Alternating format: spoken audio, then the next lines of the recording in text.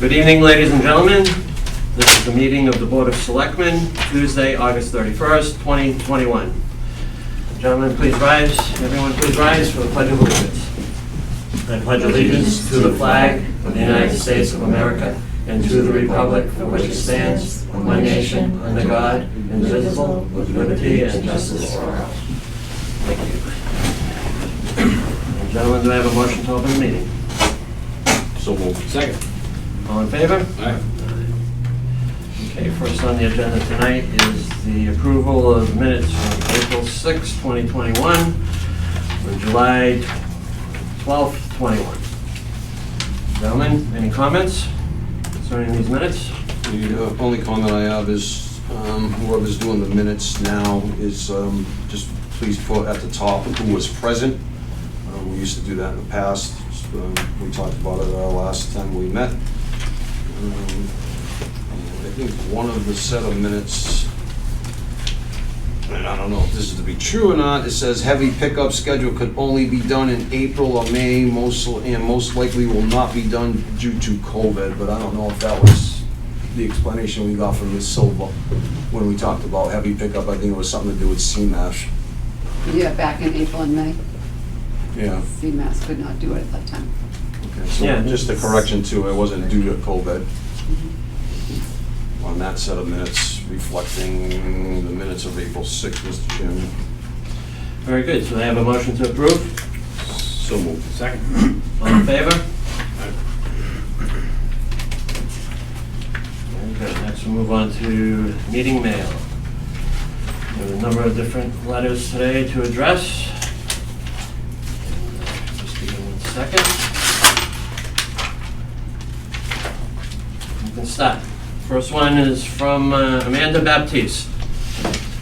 Amanda was, we received a letter giving formal notice of her official resignation from the Zoning Board of Appeals, Cultural Council, and Community Preservation Committee for the town of Acushnet, effective July 31st, 2021. She mentions that she's relocating out of town and would like to thank the board for the opportunity to serve the town and appreciate all of the experiences she has come to that have come with it. Amanda, thank you very much for your service here. And to Mr. Chairman, I know Amanda personally. She worked in the Selectmen's office for some time, and then she moved to Rochester for a full-time position. She's a remarkable young lady. She'll be missed by many of us. Thank you, Mr. Chairman. Very good. Do we need a motion to accept this resignation? Yep, so moved. Second. All in favor? Right. Very good. Next on meeting mail, we have a letter of retirement from Brian Donahoe, firefighter. In his letter, Brian writes, I am submitting this letter of retirement to be effective 8/16/2021. I have enjoyed working for the town of Acushnet Fire and EMS as a full-time paramedic firefighter. It has been my honor and privilege to work alongside the best firefighters, EMS personnel, and police officers. This job has been great, and working with such a dedicated group of men and women has made my career here at Acushnet Fire and EMS memorable. Thank you for the opportunity to work as a firefighter paramedic. I would like the opportunity to remain on as a part-time paramedic and/or paramedic firefighter. Once again, I'd like to thank Mr. Donahue for his service and his years of commitment, and I'll make a motion to allow Mr. Donahue to work part-time for the Acushnet Fire EMS Department. Second. All in favor? Aye. Aye. Thank you, Brian. Next on the agenda, meeting mail. We have a letter from Chief Gallagher announcing his intention to retire. In the letter, Chief Gallagher writes, I am writing to formally notify the Board of Selectmen of my intention to retire from the position of Fire Chief in September 2022. I will inform you of an exact date no later than July 1st, 2022. This communication fulfills the requirement found in Section 1B of the Personal Services Agreement I entered into with the town of Acushnet on June 21st, 2021. Well, gentlemen, Chief's announcing his intention to retire. He's still got another year with us, so, but I will, make a motion to accept this letter and to get the process rolling for a assessment center and as a replacement in the future. As long as it corresponds with the contract the Board of Selectmen signed with him, I'm fine with it. I'll second that, but I'd like to take an opportunity to, wish the chief well. He has been a pillar of this community for many, many years. I recall vividly the vote back to appoint him years ago, and he will be greatly missed. But we've got a year to work with him to find a suitable replacement, and it will be a bittersweet endeavor, that's for sure. Well, very good. We have a motion. Do I have a second? All those, aye. Aye. Okay. All those in favor? All Aye. Okay. Very good. Next on the agenda, as we know here, we lost our moderator, Roger Cabral, this year. He resigned from the position because he's moving out of town.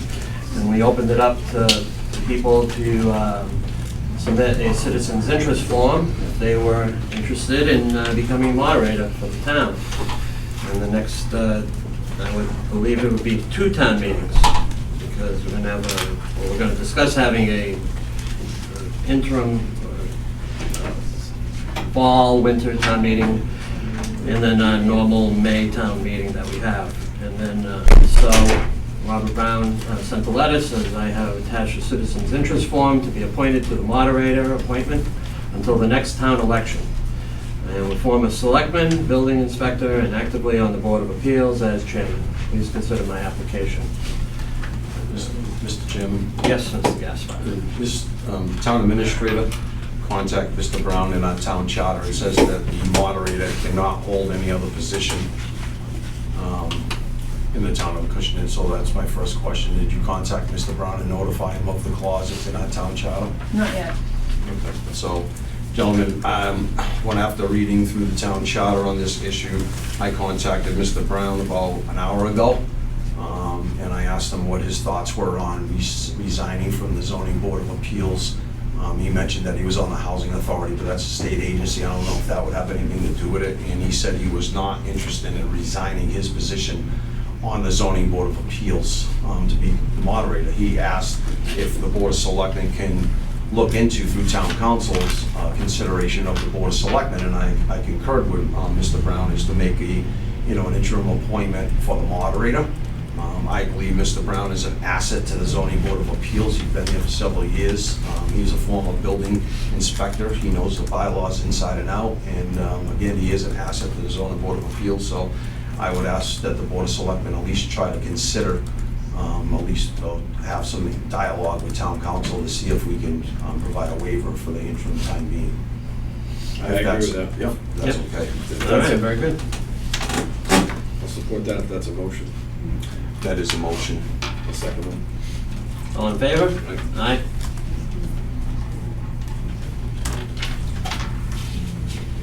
Next in meeting mail, we have a letter of interest for a full-time member of the ZBA, Charles Leonard. He presented a letter to the Board of Selectmen. Please accept this letter of interest for the vacancy on the Zoning Board of Appeals as a full member. I was appointed as an alternate at a previous meeting, but recently have been notified that there is an opening for a full-time member. I understand this is a 5-year term and will do my best. Thank you, Charles Leonard. Motion to appoint. Second. All in favor? Aye. Aye. Congratulations, Charles.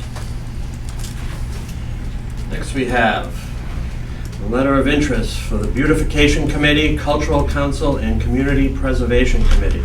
Brittany Botello has submitted a letter, or a citizen's interest form. We have that? Number 6 Yeah. on our letters. Yeah. The letter itself is after the citizen's interest form. No. Probably in that book. That's all right, Lisa, don't worry about it. In her letter, it's written, anyone may concern with this letter, please find my citizen's interest form to be reviewed for appointment. The following committees: Community Preservation Committee, Beautification Committee, and Cultural Council. Having worked in social services for the past 10 years and planted roots for my family in our small town, social responsibility, giving back, and volunteerism are at my core. I believe my education and experience make me a competent choice for the Cultural Council and look forward to learning and growing as an inclusive community. Having been born on a farm, moving to a right-to-farm community was important to me. My personal interests have always led me outside, and I am known to have the potential of the proverbial green thumb, making me an excellent candidate for the Beautification Committee and Community Preservation Committee. I look forward to speaking to you regarding these opportunities. Motion to appoint. Second. All in favor? Aye. Aye. Welcome, Brittany. Next meeting, mail. That wasn't, is that Brittany or who's Kelsey? Kelsey is also interested in 2 of these committees. We have a citizens interest form from Kelsey Janik, who I know Kelsey from All Things Acushnet, the admin for the Facebook page. Find the letter that she submitted. And I believe all I have is a citizens interest form. But in the citizens interest form, it says she has Bachelor of Science in Graphic Design, full-time web designer, creator of Spruce Up Acushnet and All Things Acushnet Facebook group, organize town events often. I want to help spread the word and plan town events. And she's expressed interest in the Beautification Committee and Cultural Council. Gentlemen, There are openings still? Motion to appoint. Second. all in favor? Aye. Welcome, Kelsey. Next, we have a letter from the building commissioner, reappointing, or to appoint, Assistant Deputy Wire Inspector Doug Corrigan. In Jim Merritt's letter to the board, he states a situation has developed within the building department where we will need an inspector of wires to cover for Tom DeCosta in his temporary absence, as he is now responsible for doing all the inspections for the work Mr. Knox performs in the community. I have discussed this with Mr. Knox and Mr. DeCosta and have agreed that Doug Corrigan, as a resident of the community and a licensed journeyman electrician, would be the best fit for this position. Please consider him for this appointment. Do I have a motion? Yeah. I To approve. I know Tom DeCosta's moved out of town, and so, and Mr. Corrigan's an excellent man. Motion to appoint. Second. All in favor? Aye. Aye.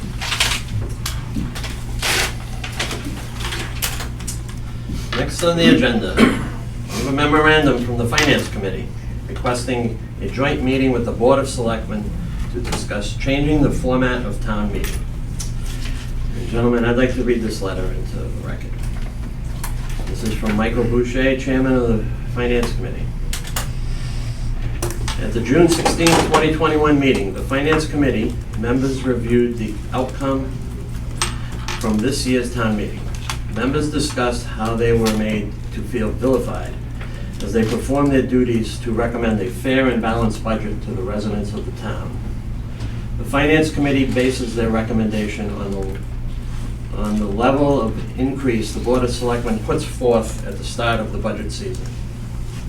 We know that presently there are funds from the federal government and other grants that have been extremely helpful to the town in maintaining the current level of services the residents deserve. We have also been able to make purchases that were necessary or needed due to the pandemic. However, these funds will not always be available, and the Finance Committee is concerned that increases covered by these funds will not be sustainable in the future. Our responsibility is to present a balanced budget to the residents at town meeting, but in conjunction with that, we must also look ahead to what the future of the town will be. Therefore, the Finance Committee is asking the Board of Selectmen to entertain a joint meeting with the committee to discuss the idea of changing the town's present form of town meeting to a representative town meeting. This type of meeting has been found to be more effective as representatives are more informed of the value of their vote and how it affects one department as opposed to another. A representative town meeting would also eliminate the possibility of a small group of residents acting in the interest of one department to increase their budget to the detriment of the balance of the town. The Finance Committee looks forward to your response. Gentlemen, do I have a motion to entertain a joint meeting with the committee to discuss the idea of changing the town's present form of town meeting to a representative town meeting? Mr. Chairman, I'll support that motion. I'd like to have some discussion about, the chain of events and how that might, unfold. I think there's... Tonight or at No, this meeting? with the meeting with the Finance Committee, but I do have some thoughts on this initial request and, town meeting in general. So, if you want to be technical with Robert rules, if there's a second, then we can have discussion, or I can just offer my opinion prior to that. It's up to you. Was that the question at hand tonight? Yes, so just Okay. for what it's worth, my view of town meeting, it's an institution. It's been in place 150 plus years, and in some respects has been the bedrock of this community. There's been things such as, budgets, policies, major overhauls of the town have been discussed at town meeting that's given people, citizens the opportunity to really be heard. However, by the same token, is it the best business model given, the challenges that people go through today from a time standpoint, the ability to track issues and so on and so forth, So I think it is worth discussing, but ironically, I think it's worth discussing with the Finance Committee. But whether we move forward or not, I think we should get town meetings, town meetings view of it, and ultimately, I think we would have to ultimately put it on the ballot or ask the voters how they feel about it. We're just, we're public servants. We're there to carry out their mission, but at the end of the day, it's their town meeting, it's their government. I think really without resident input, I'd be hard pressed to make that decision as a board. And so I think that should be properly vetted. Absolutely, we should meet with the Finance Committee, but at a minimum, it should go to town meeting and, ultimately go before the voters for their choice. Well, understood, the process. I haven't really explored the process of what goes from here. When I got this letter, I just want to know, do we want to have a meeting with them to entertain this? Because that's what they're requesting. I figured at the meeting with them, we'd be able to vet this all out and then come up with a decision on how we want to proceed with it, because there are two courses of action in the procedural change of the town charter as far as the representative town meeting. But tonight, I really don't want to get into it and make an opinion. I appreciate your comments, though, on it, because I have some thoughts also about it. So, Mr. Gaspar? Yeah, I concur with the comments being made. It would require a town charter change, so no matter what the vote is at town meeting, would have to speak on the issue. So once we get through our joint meeting with the Finance Committee and we figure out what's going on, and then we'll have to go to town meeting for discussion for a charter change. That's essentially what you're doing, because in the charter it does say that it is a town meeting and not a representative town meeting. So no matter what, it goes to town meeting. So It comes through us first, though. it does, and then we'll decide whether or not it goes to town meeting, right, on a warrant article. And at that point, we'll That's figure it correct. out. So, do I have a motion to, as I asked before, to entertain a joint meeting with the committee to discuss the idea of change? Second. All in favor? Aye. Aye. Julie? I'll reach out to them and Thank you. let them know. Okay. Look up some dates. The last in our meeting mail tonight is a letter from a gentleman, Eric James, who lives in the Slocum Street area, doesn't give an address. It says several Slocum Street residents would like to discuss the speeding traffic and the conditions of our street. When is the next selectmen's meeting? Well, we received your letter and we're talking about it right now. And what I've learned, if you've gone down Slocum Street in the last 2 weeks, is they have posted a speed warning sign that flashes on one of the poles, and it does notify the drivers of the speed that they're going. And also too, I believe the police chief mentioned to town administrator that they are increasing the police presence on Slocum Road, looking at, on Slocum Street, to, to help alleviate the speeding that's going on there. That's right. All right. You have something for I us? do, I mean, I just printed out the email from the chief, just, because it's just even Okay. today. I don't know if you guys wanted to have a copy of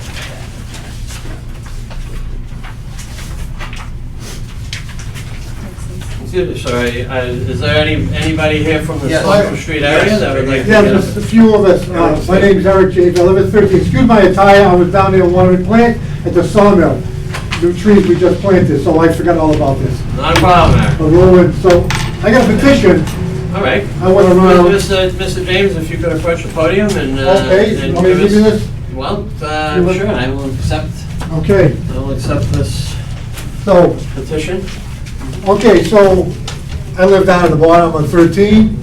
Okay, very good. The traffic goes by 50 miles an hour, 60 miles. I'm not kidding. You know, this is, so, the speed meters, you have one speed meter there, Mm-hmm. right on the side, that's a good start. We need one down at the bottom before they start going up, Mm-hmm. after they pass the old Titleist building. Okay. That would be nice. Overall, the street needs a lot of work. Everybody knows that. It needs, I have some brochures on trees for the Arbor Society. I mean, trees, if you look up Wood Street, when you go into Bedford, trees calm everybody down. You know, it's a street calming, you know, so that's what trees do, besides other things. So I have brochures on that, and so that's what I'm here for, basically. Try to get some speed meters down there. And at least tell these people, that's the most efficient thing to do, cost efficient, to slow these people down. At least tell them what they're doing, the speed they're going at. You know? Do you feel an increased police presence where you live? Do you see the police down there? Or Oh, do I you see the them? police down there, you know, that's awesome, they're in the old parking lot. Right, I see them down more than I've ever have. okay. You know, so they're a great presence. So, I mean, that's what we can do. I mean, you put speed meters up, tell these people what they're doing, and more police down there. I don't know if you're ever gonna repave it, or do the sidewalks over, or put trees down there. Mm-hmm, mm-hmm. But it's a start. It's a start, and that's where we have. You know, you start doing a little increments at a time, get another speed meter down there, Mm-hmm. and maybe some tree. I mean, I would love to put a tree in front of my house, if I could, but I don't have enough room, there's too many pipes. So, Well, can I just read this go ahead, sure. petition? Because Certainly. you did create a petition, and you went out and had it signed, so you're making effort and explaining to us that there is a situation down there. And it says, "Dear Mr. Selectman, speeding vehicular traffic on Slocum Street has made it feel less of a neighborhood street and more like a highway. Walking on curbless sidewalks with trucks and noisy tractor-trailers speeding by within arm's length is very terrifying. There are many families with children and pets who would walk our sidewalks but are concerned for their safety. Speeding also increases noise from acceleration and tire friction.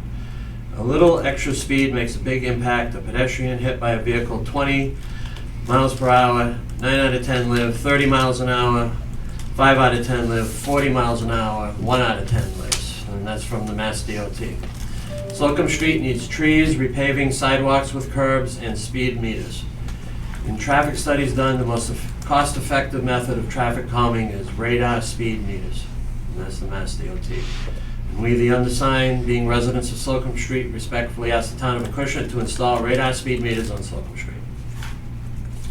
And you have a number of about 20 signatures here.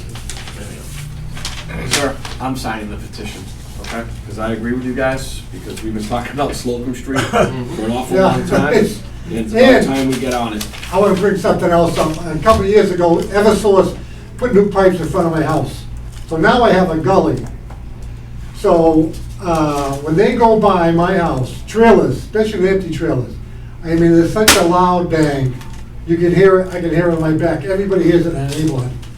So, the other day, my tenants are bringing, the front tenants are bringing groceries in. A truck, pickup truck, carrying a trailer with a four-wheeler on it, coming up, and it's following someone that's going too slow for them. So they turn on Tyler's Drive, and they speed up. They hit that gully in front of my house. The trailer bounces, the four-wheeler breaks the strap holding it, and it ends up in front of my house. Fell off, almost into my driveway. And my tenants were going into the house at the time, right? So there's these two guys with this four-wheeler that bounced off their trailer after hitting. Now, I called Eversource, they came down, it was 7 o'clock at night, they're out there in the dock, repaving it. They did a terrible job because it was nighttime and they only did one side. But that's the thing, I mean, one of you guys could come down there, stand in front of my house, and watch these guys, and these trucks hit that thing. Mr. Chairman, I'm sorry. No, please, Mr. Gasper. I'm very familiar, and Mr. Pepin's here as well, and I've had numerous conversations over the years with Mr. Pepin, Yeah. and that's why I've done a lot of speaking about Slocum Street, and the need to pave it and do sidewalks and things of the like, but, so I'm very familiar with Slocum Street and the speeding. I have friends that live there, and the speeding that takes place coming from the bridge heading up. The chief did send a response about one of the signs, and he's looking for funding for a second one to put on the opposite direction, it looks like. I don't know what that little sign costs, but it can't be that much money.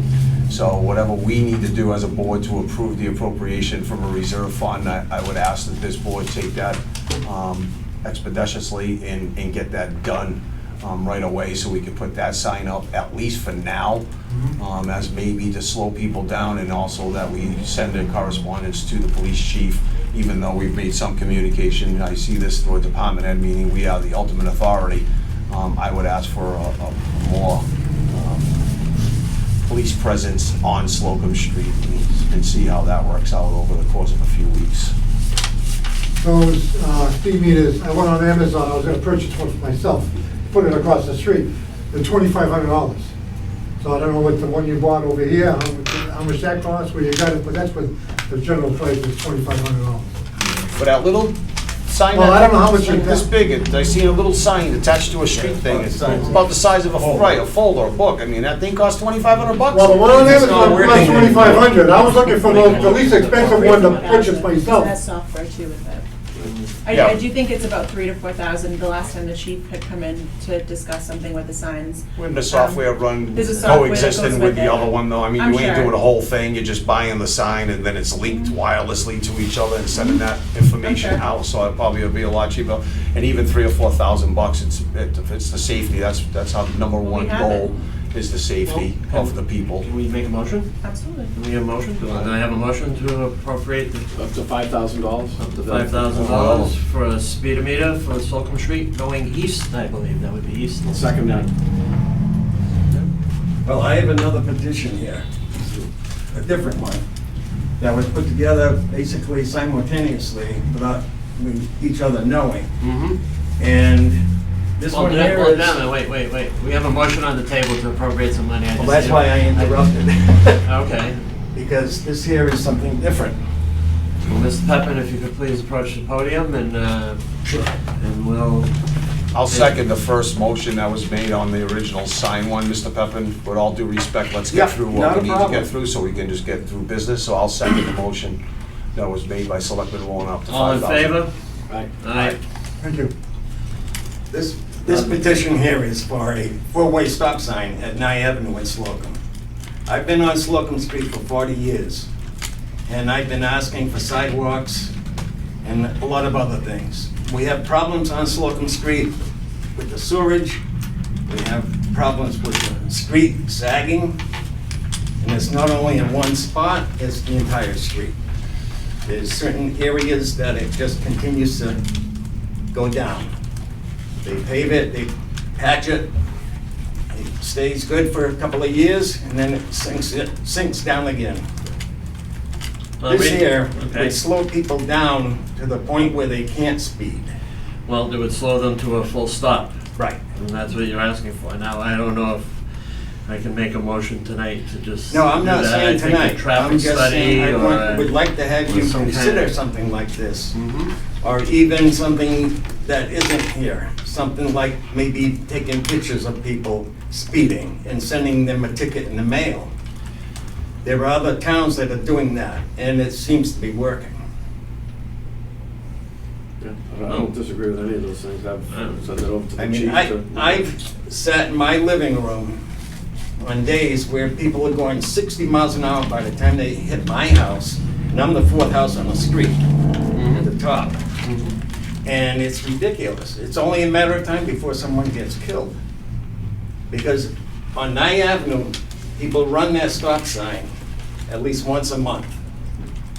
And if someone's coming down Slocum at 50 or 60 miles an hour, and they hit someone blowing the stop sign, there's gonna be a problem.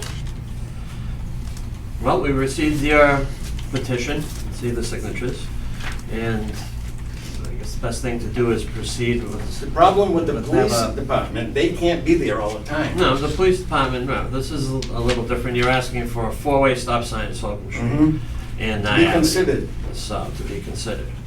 So, I understand that, I accept the petition, gentlemen, you know, we'll look into it, you know, and, you know, not to say we'll get back to you, but we'll get back to you with an answer, All right. because, you know, we will take it under consideration. While I'm standing here, is there anything new on the Slocum Street project? I was told several times that they were supposed to hire an engineer to look at the project and determine the cost, and they were supposed to go and get funding from the state to get it done. It's moving at its own At a pace. snail's pace. Well, as I find out, a lot Even of things slower move than at a that. snail's pace. But it is being talked about. It is being talked about. But what's Yes. going on? I was told a year ago that they were gonna hire an engineer. Has that been done? Not at this time, Nothing No. has been done. no. Why Not at this hasn't it? time. David, We've Mr. sent out, Mr. we don't Gaspar. have an engineer on staff. but I understand that, but you told me a year ago, I don't close to a year I ago. don't disagree, Roland. At the time, we had applied for a grant, a shared street grant, for $375,000, I believe it was, with the state. Unfortunately, we were declined, and so we're now at a point where we need to revisit this. You know, there's some, I know I've got Did some they say why it ideas. was declining? It just didn't fit the scope, unfortunately. Safety doesn't fit the scope? I don't disagree. I would have asked for it. There is money that was set aside, I believe, in the transportation bond bill for Slocum Street, and now it's just a matter of the Because what governor. Mr. James was telling you about the problem that he had with that truck dropping Yeah. things in front of his yard is the same I problem don't because the disagree. road sinks because of the undermining, Right, I don't the sewage disagree. pipes. I don't disagree with any of that stuff. Mr. Chairman. Mr. Gaspar. Mr. Peppin, I know you're an avid watcher of the Selectmen's meeting, and you've seen me talk about it in the past. Matter of fact, I did a big infrastructure speech when I was the chairman about the 100-year-old water pipe that's running up your road, up Slocum Street. And I have to look into the age of the sewer pipe, but I'm sure you're very familiar with that as well, and I think that was done in... 80s. Was it done in the Yep. 80s? So we'll have to look at that pipe and see if we're gonna dig up the road to do the water infrastructure. And it's, in my opinion, and it's gotta be vetted through the board, but I discussed this, that everything be done at once, right? You ain't gonna go pave a road without doing your water. You know when the last time the sidewalks were done on Slocum Street? It looks- It's a main throughway into the town. It looks about- 1932. I was gonna say 200 years old, but anyways, I understand that, and I've It's worked with you terrible. on the top of the street to clear that brush and do whatever we need to, and it's a catastrophe, right? It's a public safety issue, the sidewalks. Most of the people on the street are maintaining their property. Yep. And it's getting better and better. But they get disgusted with it because the town isn't doing anything. Correct. It's a major artery in and out of Acushnet, Exactly. and it's not only the Acushnet people that use that, they're coming home from work from the New Bedford side, off the highway, they're coming in from Fairhaven, they use that as a cut-through road, because this corner's getting congested over here. We get it, I did a big speech on it with this board, I think we all get it, and as Mr. Wona alluded to, there was something in the transportation bond bill that Senator Matigny added, I believe that amount was $700,000. So I believe, with all the discussions we had wrapped around Slocum Street, that this board totally understands the need and the necessity to get that road done, and I will be an advocate of getting that road done for as long as it takes me to get I it done. appreciate it. Great, thank you. There's a lot of things to be discussed with that area in the near future, with development and things of that nature. So we cleaned up the river park, Selectman Wona led that off, so I think that, you know, it would complement us to do all of that over again as well, and then maybe some tree planting and things of the like, all on that rescope of Slocum Street. Very good. So, Okay. That's all we wanted, Well, Zephyr. thank you very much, gentlemen, for your time we tonight. will. Okay, thank you. And we'll discuss with the stop signs, I don't know about the four-way stop signs, but I think I like the idea of the camera, maybe taking pictures with that speed limit thing there, and if it's flashing, and maybe there can be some kind of That's a it. camera hooked up to Speed it, limit. and when you're speeding, boom, and it gets reported to PD, and they start sending out tickets, and I think people will start getting hit that way, right? Exactly. Yeah, And I anything, think it'll alleviate the tractor trailers from coming up the street as well. We don't want to stop them, but, you know, when you get 30 or 40 a day, where we used to get maybe 2, it's a little different than what it used to be. I agree. Very good, gentlemen. I Thank even you very wrote, much I for your even wrote time that this on my evening. paperwork with Mr. James, I wrote, I agree. But, Oh. hey, I've got Thank some, you. I got some brochures on trees. You guys, I wanna give, They would love to see I wanna it. give them to you Yeah. guys. Alright, so this is, You how wanna be- beneficial trees are, Do you want to be the tree warden? I'd like to be a tree warden. You know what I mean? You have to run for it, you have to. I will, I And Nor- think, and Norman Fedet's our tree warden, he's a I'm gonna very do good that. tree warden, but, Right? you know, it's I up was to just- the, I was just watering them today, I planted 2 of them down there. excellent, thank you, thank you. All right, gentlemen, thank you, ladies. Okay, thank you, Okay, Mr. thank you very much. Thank you, Mr. Have a good James, night. thank you, Mr. Pepper. Yep. Okay. Very good. So next on the agenda for this evening, is old business. Old business. Board of Selectmen, schedule change to move future meetings to Tuesday nights. Gentlemen, there's a tentative meeting schedule in our book. I don't know if there's any objections to some of the dates that are there. I see 23rd and the 21st, close to holidays, but in the past, we can kind of make our own decisions if we need to change. Yeah, I think we'll figure that out when we get closer to those dates, Mr. Chairman. Right. So do I have a motion to move future Board of Selectmen meetings to Tuesday nights? So move. Second, thank you. All in favor? Aye. Next on the agenda, we have COVID updates for Council on Aging and Library. Present tonight, we've had Sylvia from the COA and Dina from the Christian Public Library. Ladies, I don't know which one of you would like to approach the podium first and open up the discussions on this matter. So first of all, I have some lovely trees at the COA that Slocum Street can have, that I would love to get rid of. Good evening, thank you for having us both. So we've successfully reopened our building to the public for indoor programming since June 1st. Our numbers aren't at pre-pandemic levels, but we're getting there. Within the last month, we've had several issues.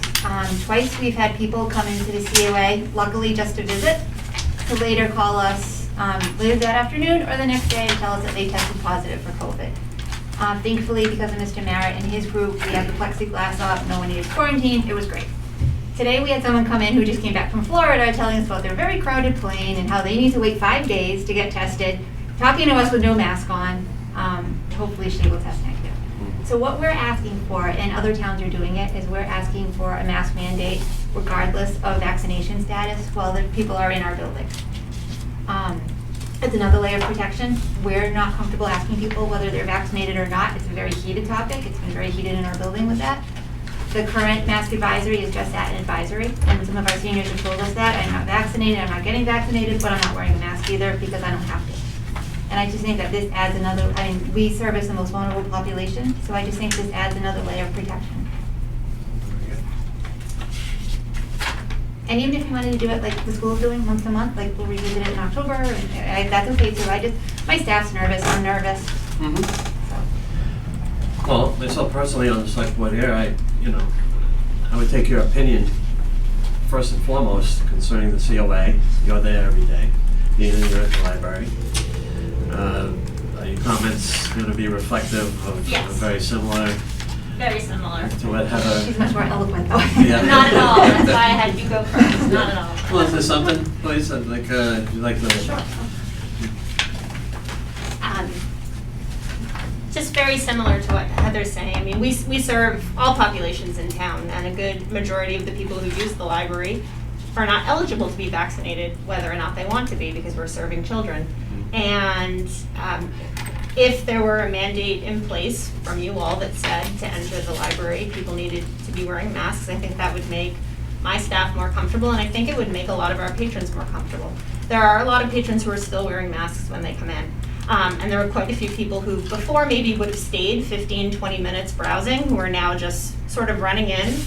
They're in the building, 5 minutes or less, and then they're heading out.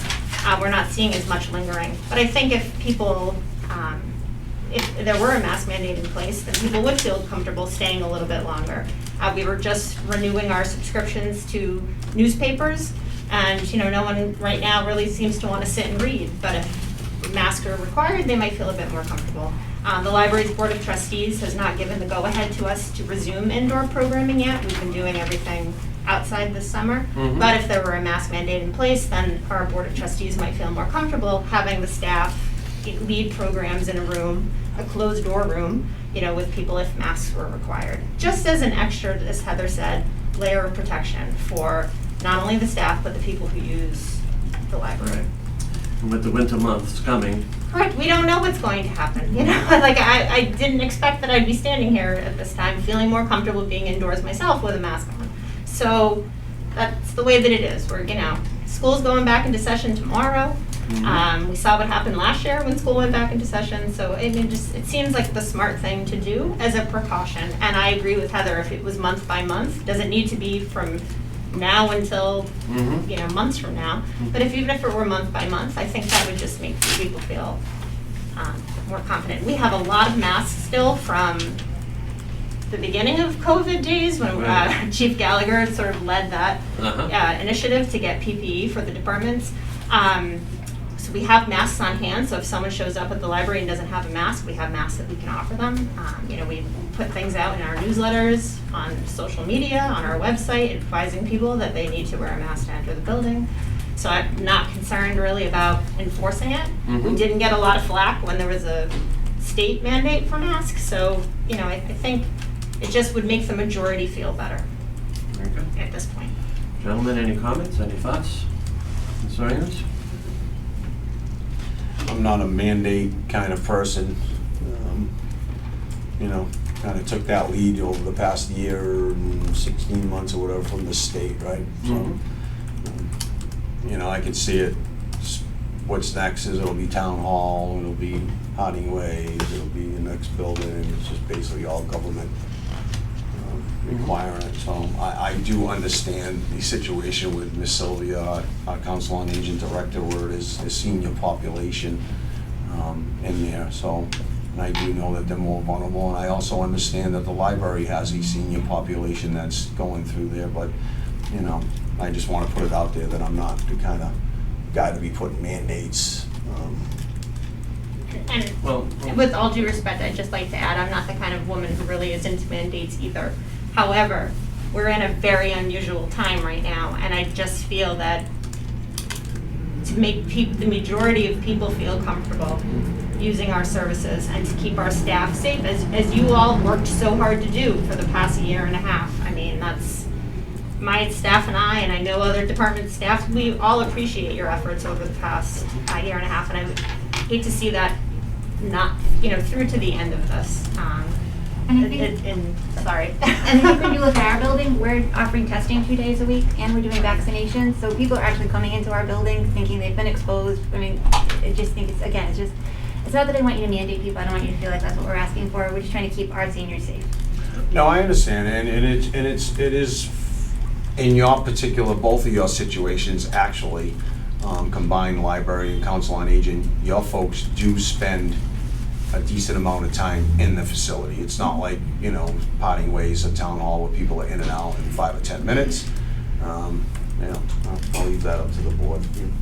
Mr. Chairman, look, I think whether we call it a mandate or not, I would prefer to maybe soften it up a little bit, call it a policy, right, for those specific buildings. It's more congregate in nature versus Mr. Jasper said, where it's less, you know, transactional, like you know, you go and you pay your taxes and, you know, the plexiglass is there, you're in, you're out. We've got, you know, window openings, and at some point we'll have to address that, but I think I'd be hard pressed to say no to the folks who are running that building, and so I'd be in favor of supporting a policy where masks were required in the Council on Aging, in the library, but to be reviewed. You know, I mean, I can't imagine things getting better. Maybe. And so if it gives some peace of mind, I mean, that's the whole, just as much, I think this whole, we should be quiet, but the COVID, just as much of peace of mind is an incredibly important piece of the equation, in the treatment equation, in the mitigation equation. So if that's what the building superintendents are asking for in those buildings, I'd be hard pressed to say no to that policy. I do agree to the point where your folks are in the building for long periods of time. Matter of fact, I live right by the library, new library now, Dina, and I see folks that are there for 30 minutes, 45 minutes. I might be going out to the school to see what's going on with the DPW. Now they're doing soccer fields, and I'm out there for half an hour, 45, and I pass by the parking lot, and that same car's still there. And the same goes for the Council on Aging. So if that's the policy, then I can endorse it as well for those two areas. Yeah, thank you, Mr. Gaspar. Yes, we're not talking about the town hall or the Parting Ways building, and policy mandates, I believe, it's really the semantics here. We have the directors of these two, the library and the Council on Aging, asking us, to make a decision for the safety and welfare of the people, for the health, I should say. So I have no issue creating a policy, we'll call it that for this. You can call for it this, whatever you want. We can call it anything we want, but we know what it is. A policy to wear masks in the library on Middle Road and Council on Aging on South Main Street. So gentlemen, do I have a motion? So move. Second. All in favor? Aye. Aye. And we're assuming this is effective immediately. We can make this effective September 1st, which is tomorrow. Signs are ready to go. Great. Very Thank good. you. Just keep us up to date, like every 30 days or so often, Yeah. whenever the board's gonna meet. And Absolutely. just, be kind enough to come in and say, hey, we're comfortable now, depending on where we're at with the pandemic. And I know that there's the Delta variants out there, but I've watched some pretty smart people on TV, Dr. Fauci not being one of them, sorry. But he's not my go-to guy when it comes to that stuff. But there are other people that are extremely smart and have been spot on with their predictions. Dr. Scott Gottlieb's one of them, former FDA commissioner, so I follow him very closely, and he's been spot on with all his predictions. So I do kind of tend to follow him and his advice very closely, and he's predicting, in the southern states anyway, that we'll start seeing that curve. Hopefully he's going to be right again, and hopefully we can, stop the spread. We appreciate the support, we really do. None of us want to be dealing with this pandemic anymore, Nope. but we have to do what we have to do to manage ourselves through this and keep everybody safe and healthy, so. Well, very good. Great. Thank you, ladies. Thank you very Good much. tonight. Thank you. Next on old business, we have the AFSCME union wage classification plan approval. Gentlemen, where do I start with this?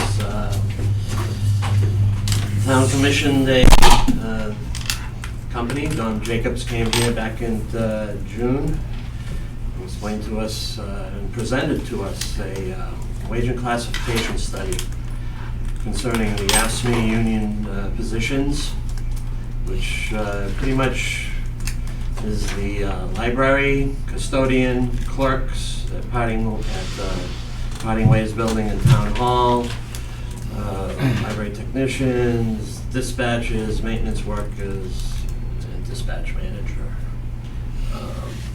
We've been presented with this plan. We tabled it 6 weeks ago so we could gather more information and ask questions and present comments. And now we're here tonight. And I don't know if either one of you gentlemen would like to go first. Like comments concerning this plan? Mr. Chairman, Yes, Mr. Gaspar? I think the most important part of this is on page 2. It says classification plan, albeit it's a very long plan. I'm gonna keep it brief, and I'll Let me- explain why. Let me, on page 2, I'll read it. in your book? Yeah, yep. And it says, at the top of the page, it should be noted that current employees are all being paid competitively within the proposed salary ranges. With that said, Mr. Jacobs acknowledged that as well. I think it would be very detrimental to this board to discuss this in further details, the details that are within it. There are some things in here that I am very concerned about, the language that's being used inside of this in the first few pages. And I'm not gonna go into specifics because I believe that it would be very detrimental to the board's negotiating ability with other employees and unions in the future. I think that this should be vetted through executive session and not an open session. Well, that's not the question here tonight. The question, oh, geez, the question. He's saying we need to go to executive session because there's things in here that cannot be discussed on television. I believe Concerning, just give me an example. I would not, I will not. A paragraph. I Or will is it not. about the, well, let me just ask, Go ahead. please. Is it about the way the study was conducted?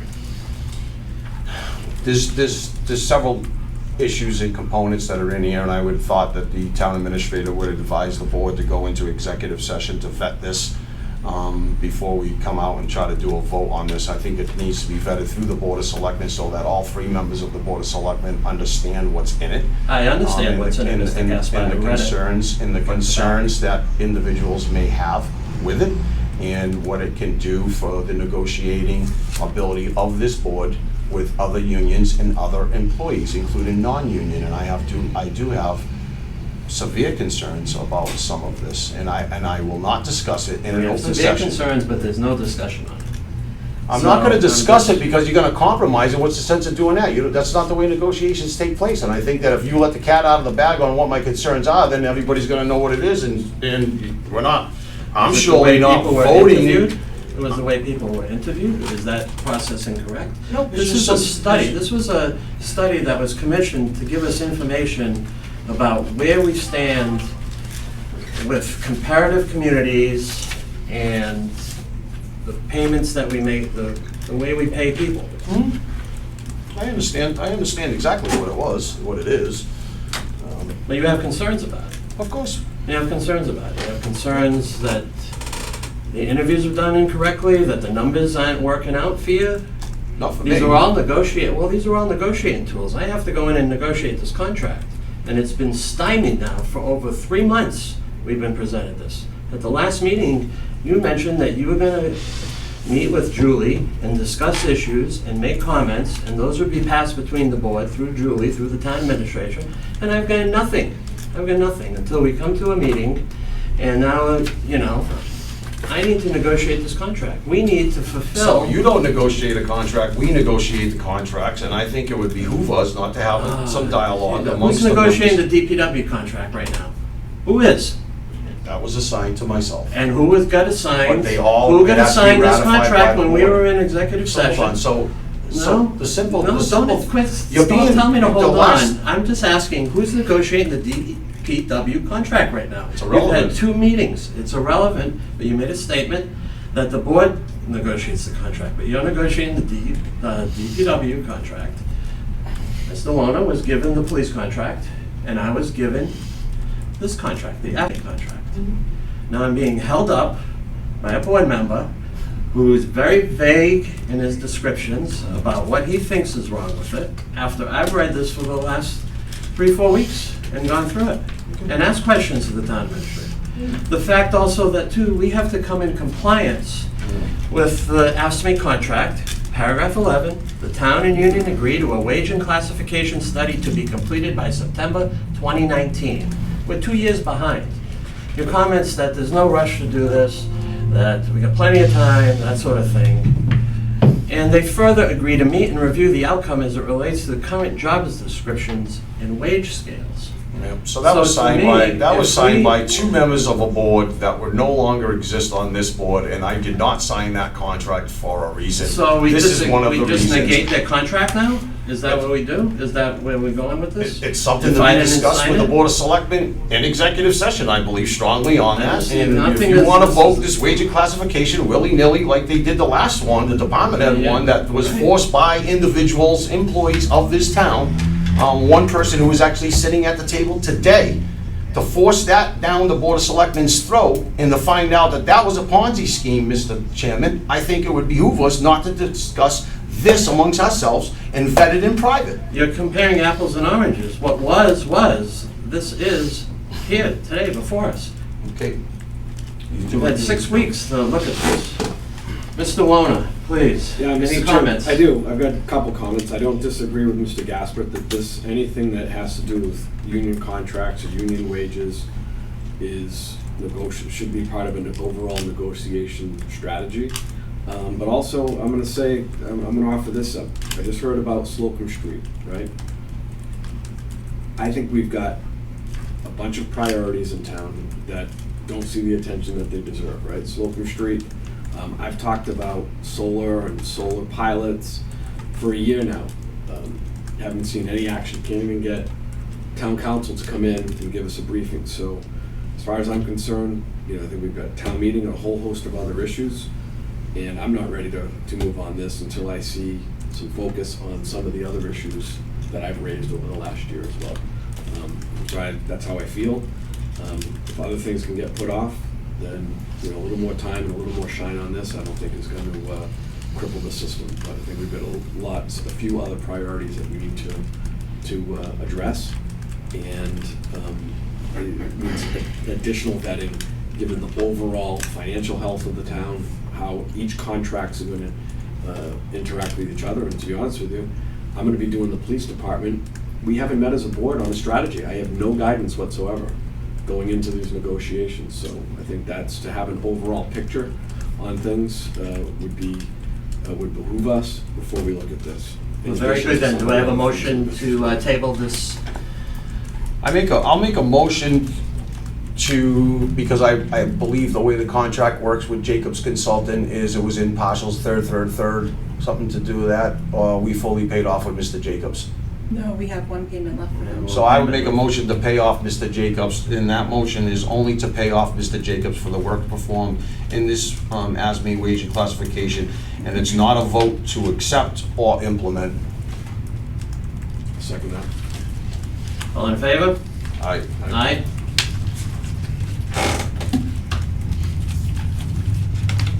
So are we going to executive session? Is there a motion to? Nope, you gotta put it on the agenda and post it, Mr. Chairman. Very good then.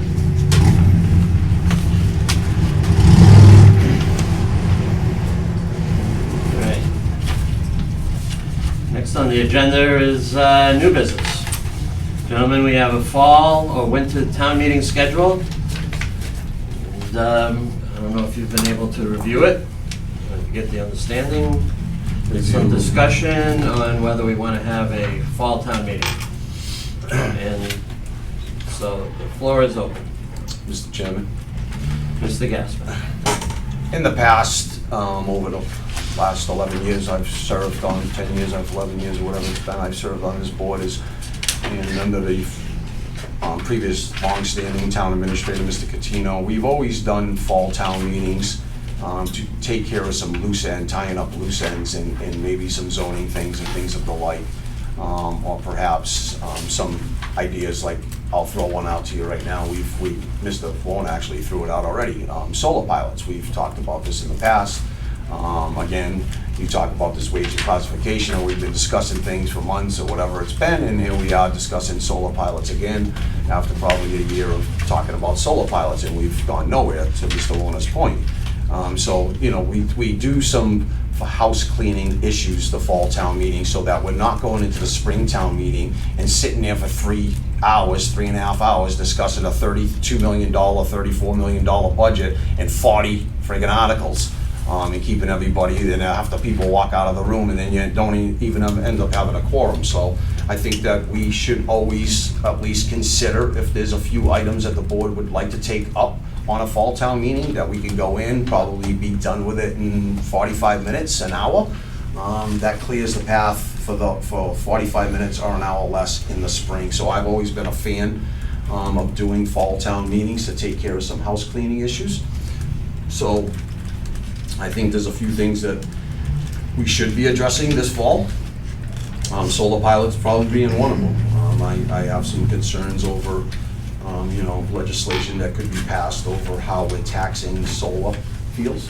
I think the pilot would be the best way to go, in my opinion, to get an agreement with a solar farm to say, okay, we have a 20-year agreement. In fact, we'll be discussing something here for the school department, the roof for the school department. And we talked about it before, and we all endorsed the fact that we would use solar revenue to pay off that debt so that it wouldn't be as debt exclusion to the taxpayers and increase taxes by debt exclusion to pay for that $1.3 million roof that we have that obligation on our side. So, I think it would be something that this board should consider doing this fall town meeting so that we have that in place and we can develop those pilots if that's the choosing of the Board of Selectmen. So I'm all for it. It's a fall town meeting.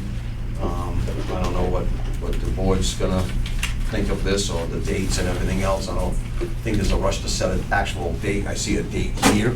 I think it's not even Labor Day.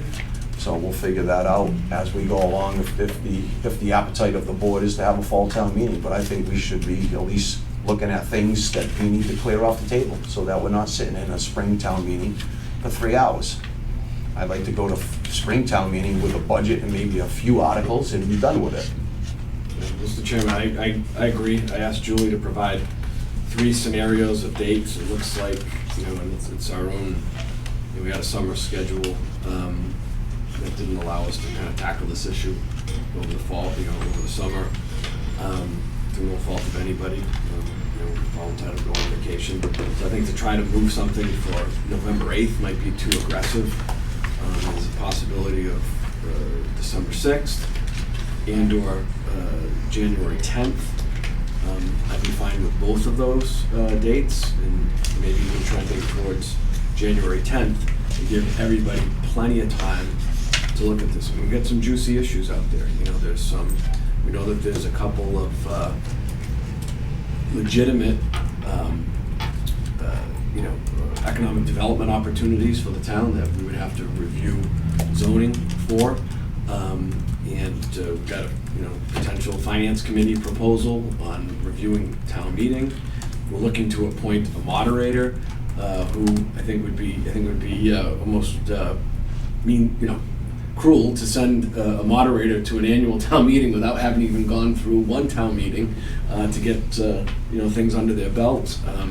We always have CPC issues that CPC funding, that if we were able to encumber that money when the weather breaks, those projects could hit the ground running rather than having to wait. So if there's things that we could do to eliminate a bottleneck where things just we have to wait until town meeting. And in fact, I think we've even extended town meeting, right, from previous years. So I'd be all for a town meeting, whether if it's in July, and then we use this as an opportunity to course correct and then have it on the books, a fall town meeting that we can properly plan for. I would ask that we not do budgetary items, that it's policy in nature, with the exception of if you have CPC articles, because that doesn't impact the overall budget, tax bills or any of that stuff. So I'm all in favor of doing the town meeting, and again, if it gives staff an opportunity to collect their breath and give some projects the opportunity to be properly vetted, I'd be for a January 10th town meeting to keep the wheels of government moving. I as well is fine with the January 10th, if that's what the Selectmen Mona said. I don't have that unless it's in the other book, but I'm all for it. January 10th, which we'll call it a winter town meeting instead. That's fine with me as well, so long as it's in that area and we can get some things taken off the table. I've seen the last several town meetings go off, and it's things are rushed, people are feeling rushed to vet things out, and I don't think that's in the best interest of the community to be rushing through things, especially when we rush through appropriation, the approval of a $34 million budget in 15 minutes. I think that we should have some more dialogue and explanation to the people so they understand where the big increases are coming from, so that's it. Very good. Then I have a motion for the January 10th, 2022 meeting at 7 PM. Second that, is that a motion? I'll make that motion. All right, I'll second that. All in favor? Aye.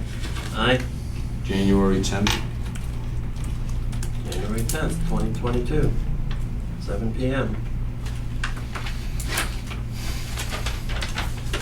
Oh, just one other, because we're talking about solar, and I sent it to Julie. I'd ask the board for a motion to request from town council an opinion on solar moratoriums. I've seen in other towns, it was in Athol, I think Rochester, did a moratorium for 180 days just to pump the brakes on solar. There's a lot going on in the way of development. I think it behooves us to do a look back, figure out what's in the pipeline, what the opportunities are, what the threats are, and get some formal opinion on that. I agree. Very good. I agree. And I think, I don't know, Mr. Chairman, I don't know, I've had some discussions with other folks, basically where Mr. Selectman's going with this, the moratorium, but I have seen some solar companies come in to the planning board, and I guess they're looking for approval for solar fields, but there's no interconnection, meaning. But it's been brought up, yes, it Yeah, has been. meaning that they're coming in now, looking for approval, but the interconnection, meaning how they connect to the grid, is not in place. So I don't know why the planning board or we, the town, would be accepting plans for something that might not be able to be connected by the interconnection in 5 years or 10 years or whatever Eversource says it is. So I would ask that the town administrator have a conversation with the new town planner, Doug, and, just throw that out there to Mr. Merritt and Doug, conservation as well, and take a look at all of that stuff and take it into consideration before we're approving these things. And I don't even know if approval for something like that can go that long. I don't know the stipulation on that. I know like definitive subdivision plans are good for 8 years, even if the bylaws are changed, as long as they're definitive. An A&R, I think, is 3 years, so there are clauses to different approvals that the planning board does give. So I think that needs to be explored as well, and it's not just thrown out there and going, oh, and I think, I don't know enough about it. I think that's something that we could talk to Jim Blake as well about when we discuss the pilots in the moratorium.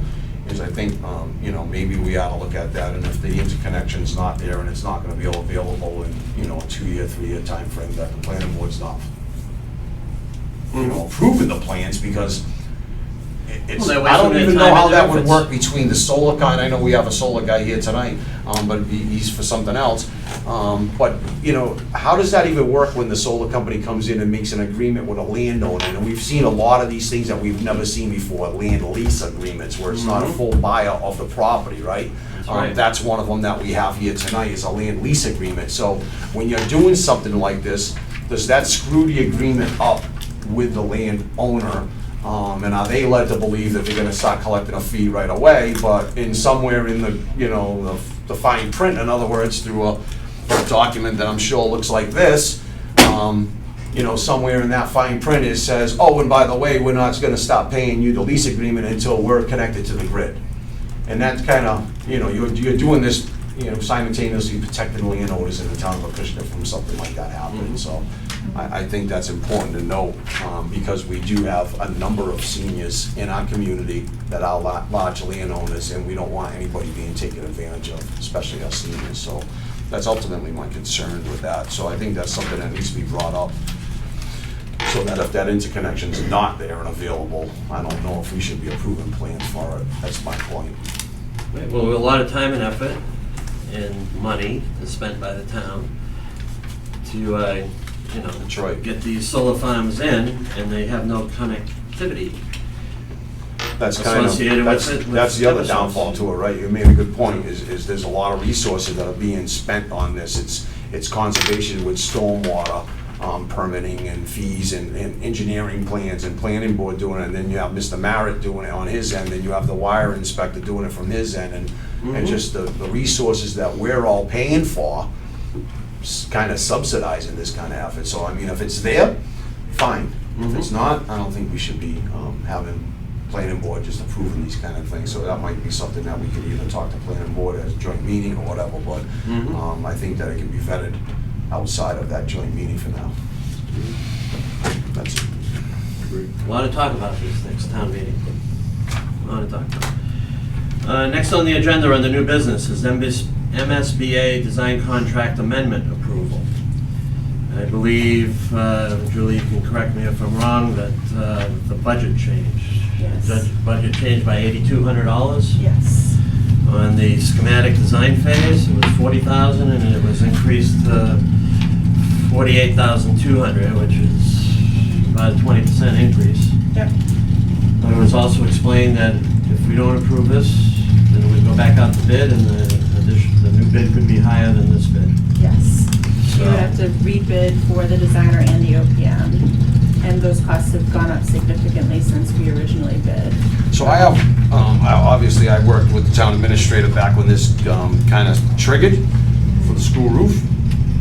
And I don't have all my detailed papers for some reason. I only found this one, but I was kind of in a rush to look through the pile of paper that I have on these subject matters, Mr. Chairman. And what you say the difference was, because it says fees for basic services, original contract, $48,200, and then it says after this amendment, $181,200. That's a difference of $133,000. So what's the deal? You have to, if you look at each line item, so this was the original contract. After the amendment includes everything that was part of the bid and everything that we worked out with MSBA. So some of these items were in here, were in that massive, like the $2.whatever million total, but one of them went up by $8,200 from Okay. the original. I'm looking that at big zeros. spreadsheet that we've had. I'm Yeah. looking at zeros. Right. Yep. And it says original contract, and I'm looking at a bunch of zeros. And then I'm looking at an $82,000 increase, a $5,800 increase, a $42,000. So I don't think that my other original contract should show zeros, is my point, Yeah. and it's $133,000. And we made an appropriation, a certain appropriation by town meeting voters, contingent upon what we were being presented. Yeah. So the change you're saying to this is only Yeah, so, $1,000? so the reason why they have original contract too is because this was before MSBA approved everything, that whole massive spreadsheet that lists all the amounts. I So have it.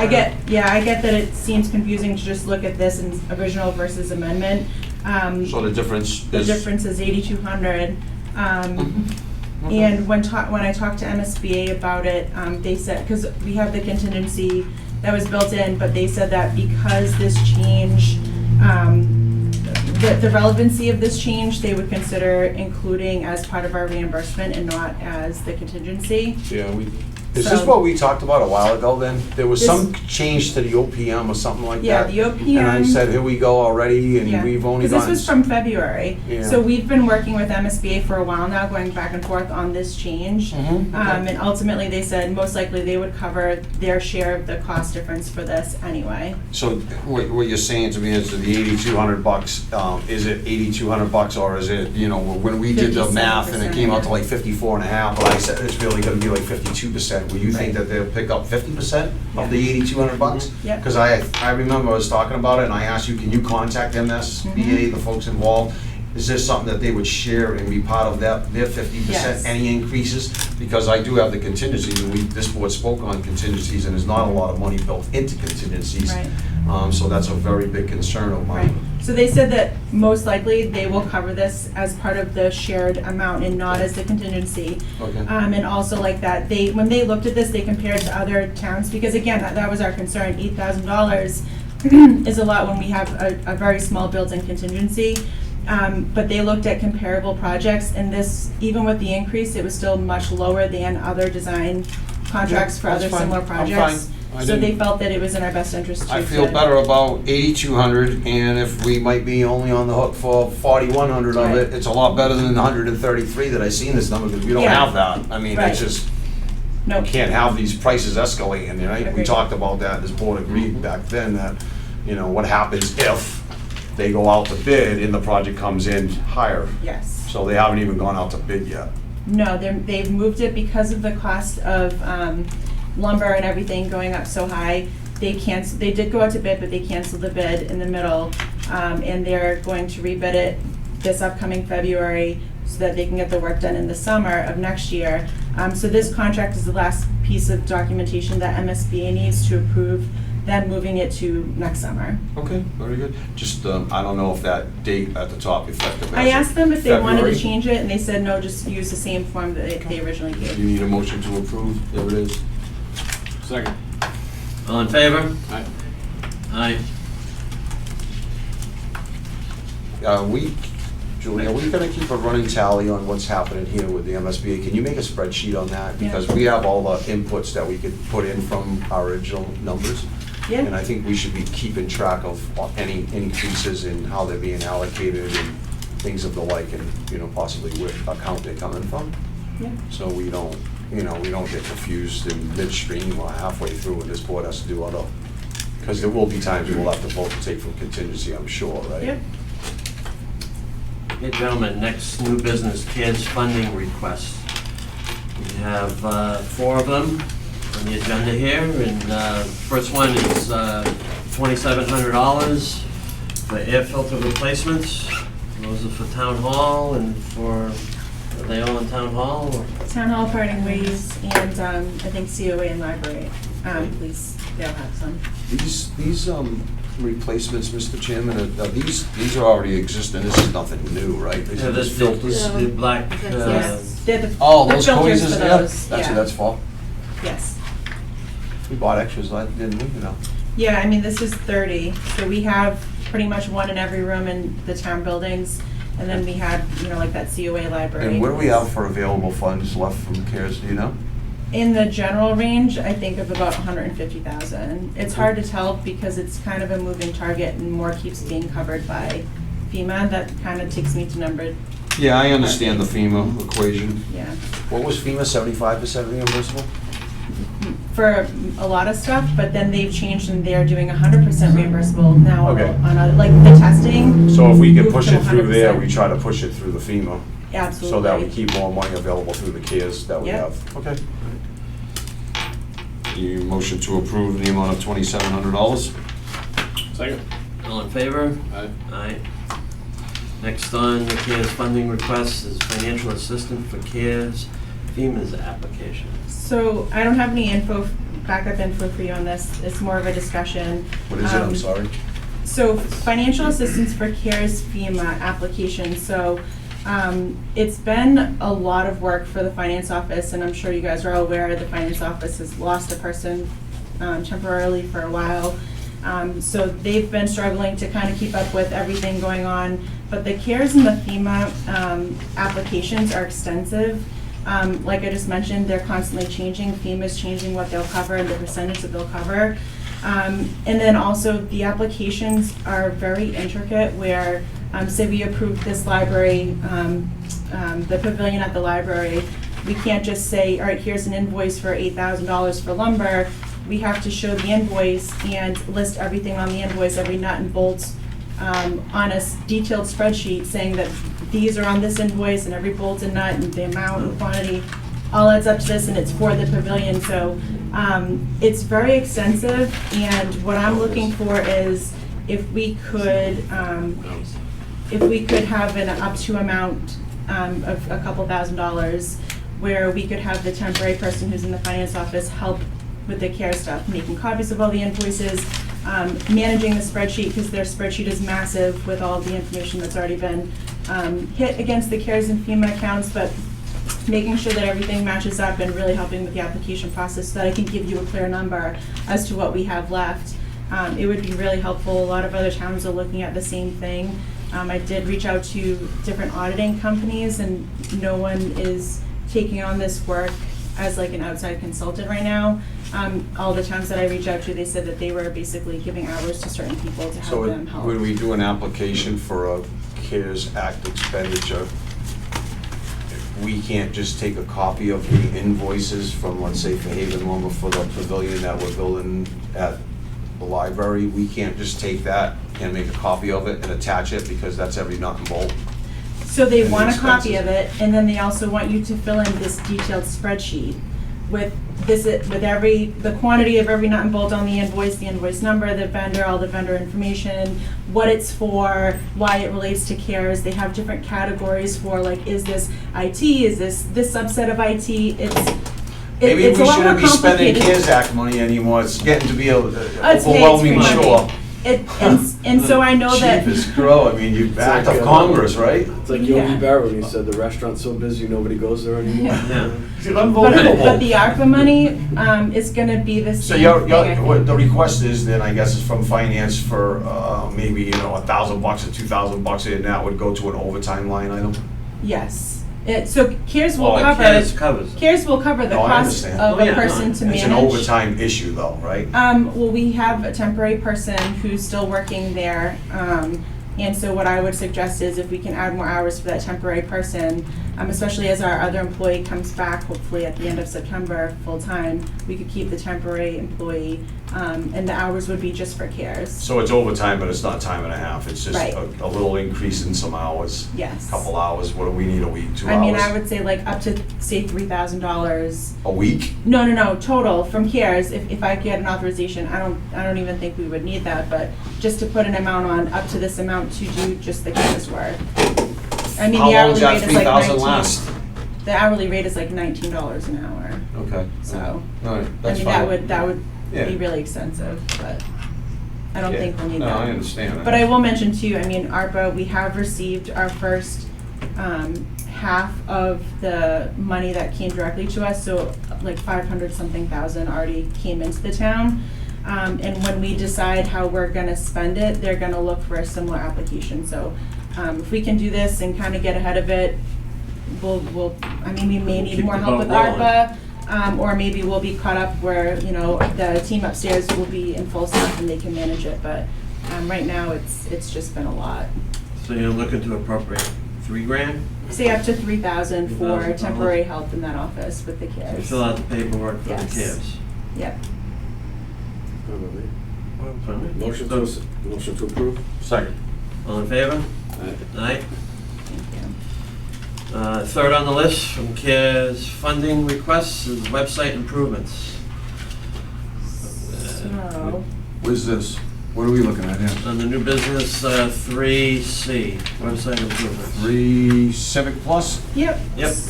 So, what we're looking at here is, I mean, obviously, we've been making a lot of changes to be more easily accessible to our residents. I know we've been updating our social media, and the website is a huge part of that.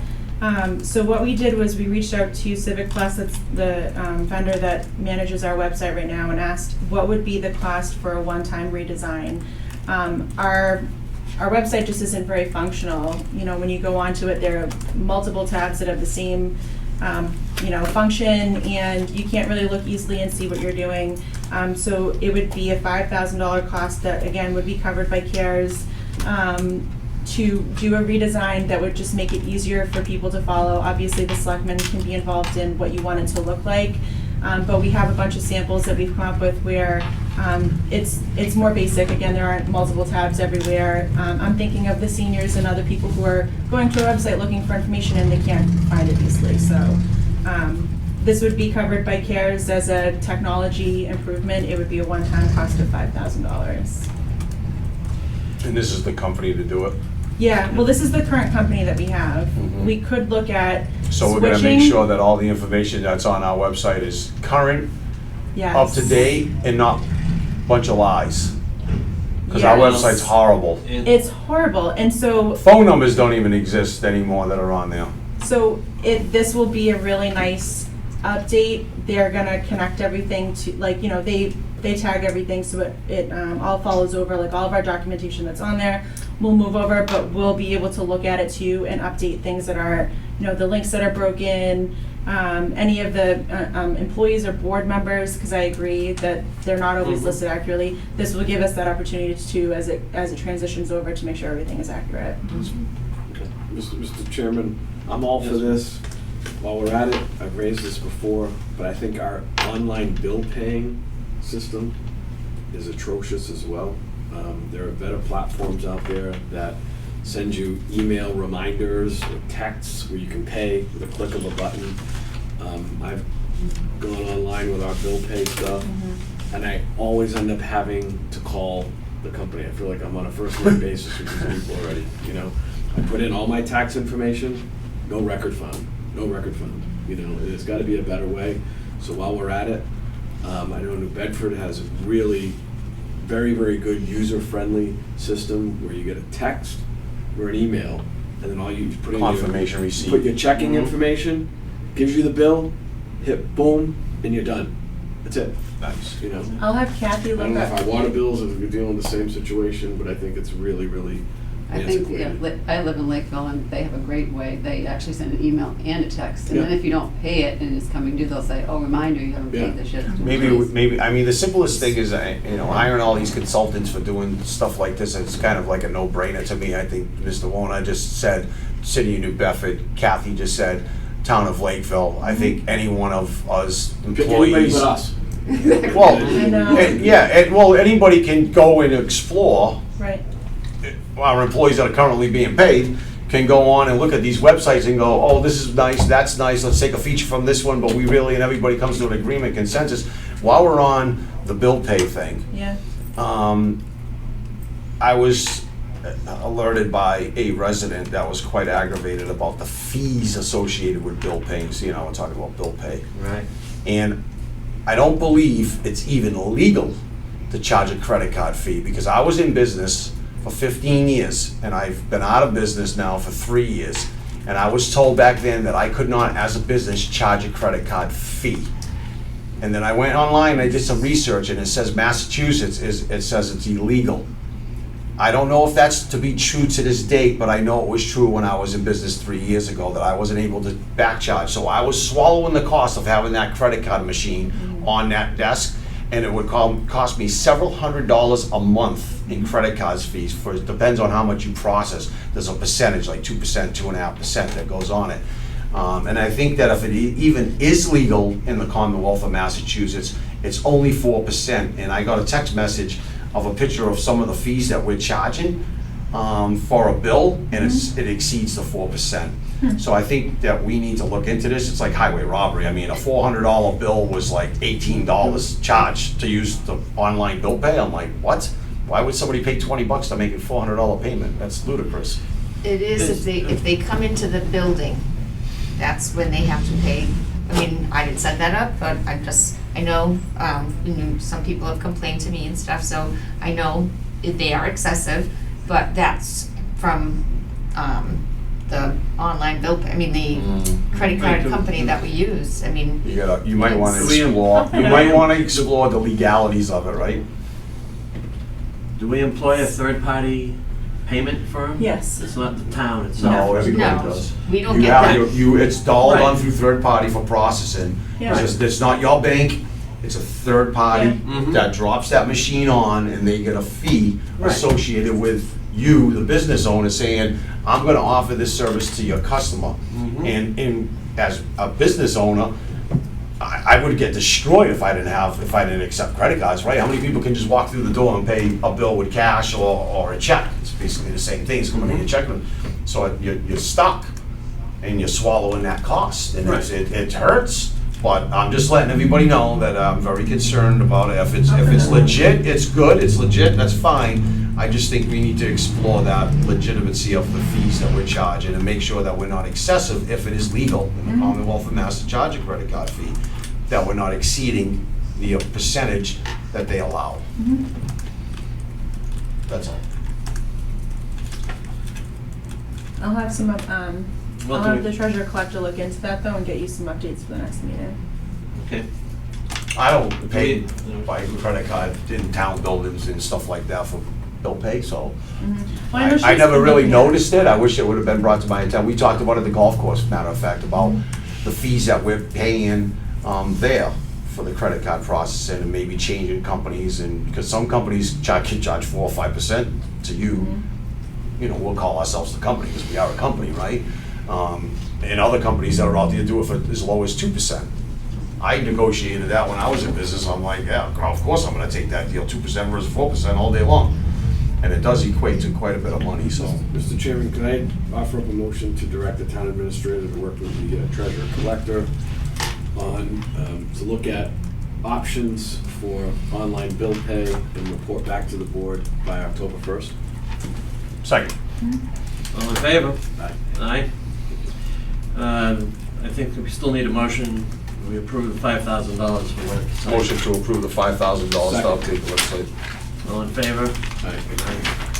Next is police portable radio equipment. Is this what it is, Julie?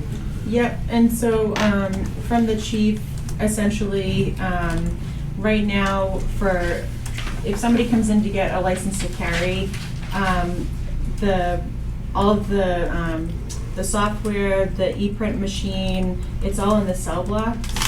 And so, he says, you can imagine this presents a number of problems, bringing people unnecessarily through the heart of the station, and also having to cancel licensing appointments if there's currently somebody in the cell block who's been arrested. Well, that was a poor design now, wasn't it? It was. So, he also says the current fixed machine in the cell block is now considered an end-of-life product. The hardware is no longer fully supported or covered via maintenance agreement. So essentially, he's just looking for something that is more portable and also has updated software. He's hoping that if he can get this approved through CARES, then they can do appointments in any office space that they need to. Is it CARES eligible? It is. There are a few other departments that he mentioned that have already purchased the equipment with CARES money. And that's for $9,043.13. Yes. Gentlemen, do we have a motion? So moved. Second. All in favor? Aye. Aye. Can we just make sure that it's not being, the new equipment will be placed somewhere else in our department? Next matter of new business, we have reserve fund transfers. And we have 3 of them. Sorry, Okay. the chapter 61B, did you miss that? Oh, yes I did, and we have a gentleman here. Wait for that. You gotta go to the new book. That's the new book. Good evening.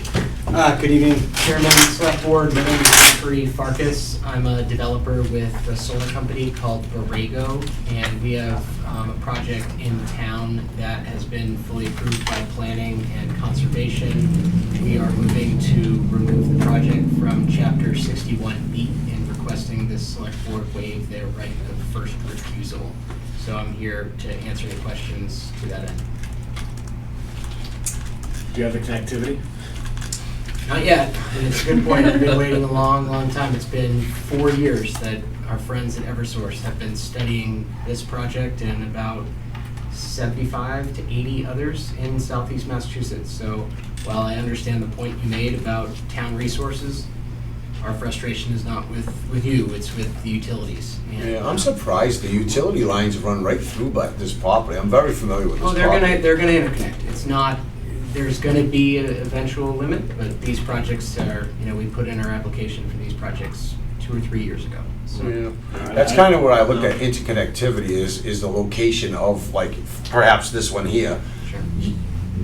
I would say you're probably within a couple hundred yards of those high tension lines. I mean, you would think interconnectivity is relatively easy. It's not that though, it's that it's the threat, right? I mean, because Eversource views you, the reason why they're slow walking these connectivities is because the less solar they have, right? I mean, it's. Yeah, I mean, there's a lot I know you of, don't want to say that. Put them on the spot there. No, I'll tell you why. Yeah, tell me how to- Today I met with somebody for solar for my house, right?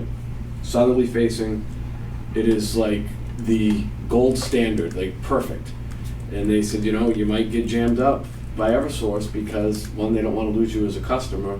2, you're going to be making money off of this, situation. And that's just sort of, so multiply that. I Like, know. as a homeowner, take that to solar, solar Big development. solar field.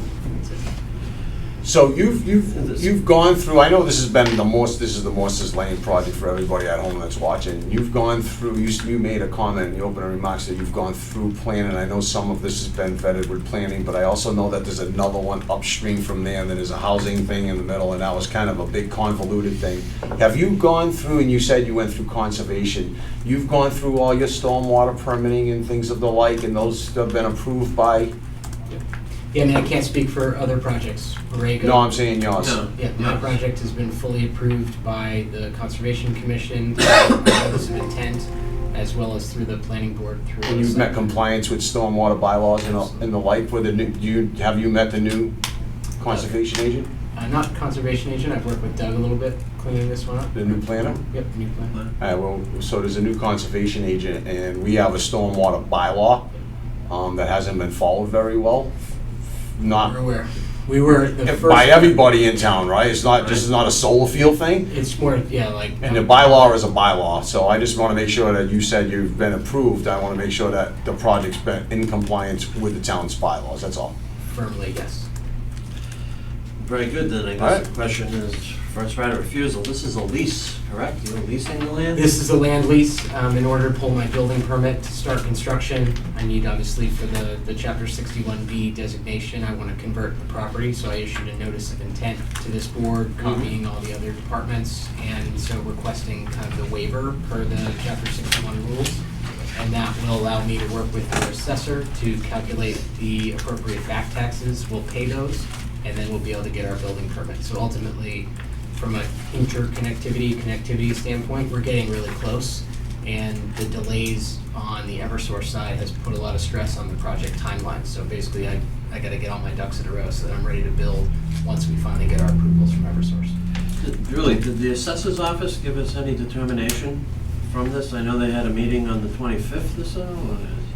Yeah, I I mean, mean- they had no objection to us refusing, Refusing? yeah. And that, because I noticed that we're having a lease here, but it said that town council, the municipality shall have an option to purchase the land at Yes. full price? Yeah, so as part of our right of first refusal, when it's a lease, we have a shortened time period of 30 days as opposed to 120 when it's a purchase of land. And so if we want to execute our right, we would have to get an appraisal, pay for an appraisal, and that would be the amount that we would be buying the land for, which would need town meeting approval for us to actually buy the Yeah, land. you need the appraisal, just because there's an agreement in here for a set amount of dollars, but I don't believe that's for a purchase. That must have something to do with your lease that's in here. I mean, just speaking from experience, the appraiser is gonna look at, the value of the land. They're gonna also look at the highest and best use of the land, and my expectation would be the lease, and a solar lease is probably the most, from a dollar standpoint, the highest and best use. So often, the net present value of those lease dollars Yeah, they don't- contribute to the appraiser's Yeah, appraisal. so the appraisal would work out full and fair cash value Yeah. through the appraiser's perspective. I mean, as much as, I think these big solar projects are kind of overwhelming the town right now. So when I talked about a moratorium and the thing of the like, and I know a lot of communities and our residents are quite honestly kind of getting fed up with it. This is kind of way off the beaten path of our main arteries. We have two main arteries, Main Street and Middle Road. And it's out in the woods. Not really visible to many people. Even in that area, there's not a lot of residential homes. There is some off the side on the beaten path, which would be the east side of your property, the proposed property. So I don't have any problem with it. I don't either. But I would like to take advantage, Mr. Chairman, of asking you a couple questions. It's not on this, but just on solar pilots, because I know we've received letters from folks. Are you one of them? You may have, I think, just speaking kind of from just the scuttlebutt in the development world, like I just recognize Acushnet as a town that doesn't want to do pilots. I have to treat the project a little bit different, unfortunately, which basically means our asset management group has to kind of really keep a close eye on the assessment, and ultimately during the operating period, the 20 or 30 years of this project, there's probably going to be a lot of arm wrestling battles over what the project should be assessed at, how it is just treated over that period. So I sign pilots for probably 90% of the projects I do in Massachusetts. The pilots are, in my perspective, mutually beneficial. You guys get to see the tax money that comes in from these projects in a steady stream that can increase over time, as opposed to the other way around, where you get that huge bump in year one. Mhm. We depreciate these things very, very quickly, as you can imagine, with most power Yeah. plants. And so it usually is in the town's favor, and I like certainty. So the two projects I have would pay approximately $250,000 a year for 20 years to the town. That tax obligation, right, it's always there, but it's just we're able to define it and document it really nicely. So the benefit to you is with the banks, right, so that you've got a Certainty. you've got a certainty there. Yeah. And then for the town, and what we have in town, Mr. Gasper led the charge, is that our tax revenue derived from solar does not go into the general fund, it goes into capital expenditures only, so it seems like we're built for pilots, right? These projects are, and then speaking my own opinion, like that's the best way to get mutually beneficial. For me, I'm a huge corporation, I'm gonna work with a bank and a large power provider, so like a company that has their name on a football field somewhere, and there's plenty of attorneys and there's plenty of money to go and debate and go to appellate tax boards, and if we just don't feel like we're treated fairly, there's a lot of upside for us to kind of just negotiate, where as a developer, before any of that transaction happens, it makes great sense for us to know exactly what we're paying, and I want to be a good neighbor. I don't love that, solar moratoriums are even on your tongues, right? So a lot of that comes from irresponsible development, but part of it comes from just not understanding the full upside. And there's the environmental upside is somewhat obvious, renewable energy, right? But the economic benefit to the town is material. And You have the opposite on the environmental side, so of course, you're a proponent of solar, so you make that argument, but we'll make the argument, some people would make the argument that when you're blowing out 50 acres of forestry, that's bad for the environment as well, right? yeah, totally. You can make that So, argument. I mean, it's both sides, and that's the balance that I think we, the town fathers, try to make and say, hey, and we need to slow this down, because, it's not just you blowing out 50 acres, it's 8 other people blowing out 50 acres, that's 400 acres of land in the town, so, it's nice that when you have an open field. As a matter of fact, I think the good majority of this property that you're on is open field. Our other we're doing another project at the old Girl Scouts site, and that's utilizing a lot of open space, not a ton of tree clearing there. This one is on a back wood lot, so there is unfortunately a tree clearing associated. Yeah, with this sure. one. But just wanting to better define the economic benefits to the town, I think just helps round out the picture. And without being a pilot town, it's hard to document that. Well, we just discussed pilots, as Mr. Warner just said to you, so just keep that in the back of your mind. I mean, I think it would be really prudent for you, working for the corporation that you work for, say, hey, when I attended the meeting, the Board of Selectmen and Acushnet are actually starting to have some dialogue on opening up the discussion of pilots. We do need to get that approved by our town meeting voters. It ultimately the decision comes from this board in town meeting, and our town has usually done a very good job of going along with the Board of Selectmen and the Finance Committee's recommendations. So with that said, I mean, if we move to pilots, and we do have this school roof project that you were actually here to listen to, we're on the hook, and we got $85,000, I think, if all numbers coming equal, the way we did the math on the finance, it's a 15-year borrowing of like $800,000, 15 years, we take $500,000 from stabilization and put as a down payment to lessen the burden. It comes out to like $85,000.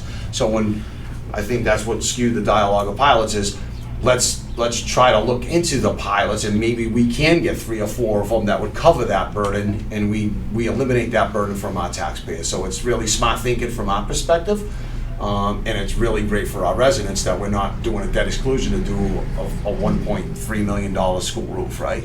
Well, to the original point made about the general fund, these payment, the payment schedules are very, very flexible. For instance, you guys could just take a net present value of 20 years and pull a lot of money up front. Cumulatively, we got 2 projects in town. They'd pay about $250,000 a year cumulatively, using kind of random numbers in the area. But that's a lot of money over 20 years, and even at an aggressive discount rate, we're talking $5, $6 million, $10 million that can get paid on day one. So like the money's there. We're gonna pay our tax obligation. We're gonna pay what we have to pay, but it's always better to negotiate these things, in my opinion, and you guys get the same certainty. You also get the flexibility of the funding. So it's there. I mean, I'm your guy if you want to talk about this stuff. Like, I do it all the time with towns, especially with towns that haven't done pilots before. Yeah. Raise your hand and say, Zach, I'd love $5,000 so we can pay an attorney to evaluate it. And anything I can do to help nudge you guys, just go. You know? I'd like $5,000, Zach. I mean, that's easy. So I would You know? love to speak with you guys in the future just about getting, not my opinion, but getting Coltman and Page's opinion, or getting another consultant's opinion on why a pilot's good for the town. Our town council actually does have some extensive knowledge, and he was supposed to come in and speak to the board, but I think now that there's specific interest in it, we will have town council come Great. in. I mean, I've done 50 pilots in Massachusetts. Like, the good part is the legal part is boilerplate. Like, the document is clean, and it's just about understanding the concepts, understanding the benefits, and perhaps understanding the detriments if you look at long-term. So let me ask you this, if we've got, I guess we could check with the planning board what we have in the pipeline, right? And then would we notify those who are in the pipeline and say, okay, we're interested in 5 pilots, make your best in your experience, how does that work? I mean, it's a bilateral agreement, right? So you guys can do it however you want. We can do it however we want. We don't want to pick winners and losers, but by the same token, I mean, I how do think you solicit that? How do you it's engage almost people? easier just to say, all right, you know, we've got Plimpton, we've got Carver, we've got Plymouth, we've got Wareham, we've got all these towns that have done dozens of pilots. Like, that's a great data set. Compare your mill rate to their mill rate, or if that's not favorable for you guys, just be like, all right, we're a better town. We want 10% more than the average of all these towns. And just say, hey, this is Acushnet's pilot rate. Take it or leave it. Like, I mean, you guys are kind of in control. Like, I think if you bid things around, and I don't, like, usually things get competitive, I don't like that, so I'm just gonna opt out and say, I'm not gonna do a pilot. So, there's a lot of data out there.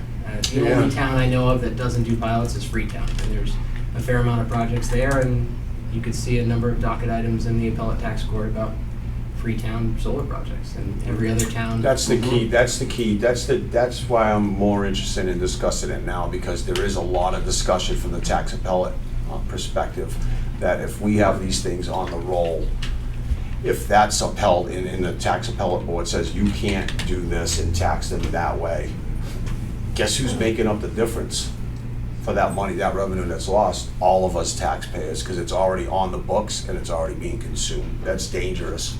Yeah, the ambiguity cuts both ways for sure. There's all sorts of exemptions and whatnot, depending on who the off-taker is. But once we make an agreement together, Zach, say we make a 20-year agreement, once that's done, it's over. It's like There's no you going to cry, and I'm just using you. You ain't gonna go cry to the tax appellant board. They're gonna look at you and go, well, what the hell did you make the pilot agreement for, right? It's a bilateral agreement. Have a nice day. So that's the advantage of doing. And you guys get to use the money however you want, and it doesn't hurt the rest of the town for tax. And it could still go into the solar revenue No. fund, no? So that's what I was gonna comment. So the way that our legislation is written right now, a pilot would not go into the capital expense fund, but we can change that. You know, we're looking at our winter town meeting. I think that's a great opportunity to add that change into our legislation. I already talked to Jeff Blake about it a little bit. And once that goes in, then just making that change, a pilot would then go into the capital expense fund, yeah. and then we'll be all set for, because I know that's a big concern, is we would still want the pilot Would money that to go into change the to our account. legislation, go through the whole home It would- rule petition? Yeah, it would have to go through the So process again. that's fine, I'm sure it would be. And it would go into the account, but it would just be a set amount every 20 years. And having that financial stability from a town's perspective now, looking at it, and again, having that debt for the school roof, it's guaranteed to be paid out of that account like clockwork, right? The biggest detriment your consultant, who I'm happy to pay for, would tell you is that unlike $20 million homes, this $20 million power plant depreciates rapidly. A home appreciates, and so when you have a major contributor to that tax base depreciating at a rate that you guys would be shocked to see, I mean, I wouldn't. I've seen it already. We have some in town that are, Intuit's actually our oldest one, down off Main Street. And that one's been around for, I think, 8 years now. Yeah. I mean, the pilot simply flattens things out and gives you a nice little ramp for 20 years. So it excellent. works. There's a reason to do it. But So I'll make a motion to forego our right of first refusal on said property. Second. All in favor? Aye. Aye. thank you all. I'll Zach, get my thank contact you very info to much. you guys so we can chat if you're interested. Do we have it? I'll make sure you get it. It's right on this thing here. Yep. Okay, excellent. Wonderful. Have a great Thanks, Zach. evening. Appreciate your time and your expertise. Thank you. Next on the new business, we have reserve fund transfers. Not really, we vote on these first, and then the finance committee is voting on them. Tomorrow they have a What? meeting, yep. Okay, all right. Planning department, office supplies, this is Doug requesting $500. This is our new planner. Gentlemen, we have any? We don't have Is this any money in enough, the like, budget for line So- item. what he needs? Yeah, he So- says, Office supplies for new planner and clerk. So essentially, I mean, we all know we just kind of changed this office from being board focused to department focused. We decided to have a full-time planner, which was great, and secondary to that now is looking at the budget. There's no office supply line item because they never had anybody there. Or it was board focused again, so, you Motion to know. approve. As long as Yeah. this is enough, like, I wanna make sure he's got enough to do what he wants to do, enough to keep coming back, you know, do we need to give him a little starter kit I know. to get what he needs? I mean- $500. I think that would be great if we Can could we, give him more. do we have, right now, have the ability to go for $1,000? It's a reserve fund transfer, let's be Yes, realistic absolutely. here, I mean. Yeah, I think It's he's the trying to be beginning of the year. conservative. He doesn't know, too, he's walking into the office what he needs. You fine with $1,000? I'd even go a little higher, yeah, I'd up go to $2,000. up to $2,000, give him a starter kit to get what he needs to get the job done. I mean, this, We're gonna make the money back with this- stuff that we get done. I know that, I've been there and the lights are just off the dock and stuff, but does he have a computer, a phone? Yes. He's got Yeah. everything that he Yep. needs to do the job? 'Cause So he's also in the office in the back. Yeah, he's in the. there's a- So when you walk into their office, there's like a main area, and then in the back, I there's see a side window office. cut out now, like there's a Yeah. thing, and it's like a That's cutout his window, office. like they have in houses? Yes, From the kitchen to the living Yeah. room, so you Yeah. can pass a beer Exactly. over? exactly. Exactly. But Well, because I we didn't have realize, stuff because before every you- time I pop in, I either DPW, or Health Department, or Conservation's upstairs, and I go up there, and I kind of go in and kind of just wave to people and say hi, and sometimes shoot the breeze for a little bit, and I looked in and the lights are off, and I'm like, huh, but I don't know. I Yeah, don't know. because he's probably in the back. He's hiding in the back, I'll go. Yeah, I'll but go that's why find we him. did the window cut out, so that Yeah. if somebody walks in, he can see them Yeah. and be able to. We need to give him some money for his electric bills too, so he can turn the light on. Yeah. You know what it is? I work in that building, so when I go down to see him, when we don't move in a room, the lights automatically turn off. Yeah. So because he's in the back, that front room Ah. shuts off automatically. it's- So unless he gets up and does a it's- little dance. yeah, moves shut around. off. So he no- saves us money by not moving. Right. Great. That's if you go- that's a good way to look at it. But if you go in, just open the Yeah, door, I'm it's fine. unlocked, he's in the So back. I'll make I a mean, motion, make a motion to if I approve can- 2,000. Well, if I Second. can add, because, one of the other things, Selectman Warner, we talked about, was updating the GIS too. So if that's kind of what you're thinking, Yes. I'm working with Doug right now and Pat, to come up with an idea for how to improve the GIS, and that would definitely, that could be like $4,000 for Can updated we, GIS. so I seen an emails about this GIS thing. Yeah. And that's, Alright. that's something that I think that we need to discuss further, but I kind of seen the email, and I think that that's kind of like right in that purview of the town planner, where you only have one person Yeah, doing the data inputs and collectively gathering it from DPW, Conservation, Board of Health, and all the Yes. departments that need, and then just here, instead of everybody's hands being in the kitty, and then when something goes wrong, and you gotta be careful of what kind of data you're putting in this thing, because of cyber hacking and everything else, but I did read it, and I think that's important, it's a critical tool, so let's have more dialogue on it, but let's see, and I think Doug, I was told, I forget who told me, but I guess he kind of had that in his education, where he's got a Yes. little bit of experience He has from college or experience with the something with the GIS. GIS thing, so it's not that's not something that you just put in front of a kid and they got the system up and running. It's something that, I think would be in the perfect spot for a planner. yeah. But I think that, again, along with the website and everything, we're trying to make things better. We have better technology. We need more technology. And also, if this can tie into our website, like, you can look up property cards and So things like that. can you do CARES through that, you think? Yeah, I do. Okay. What? What, through A GIS? GIS, Right. Oh, Yeah. the expenditure for GIS?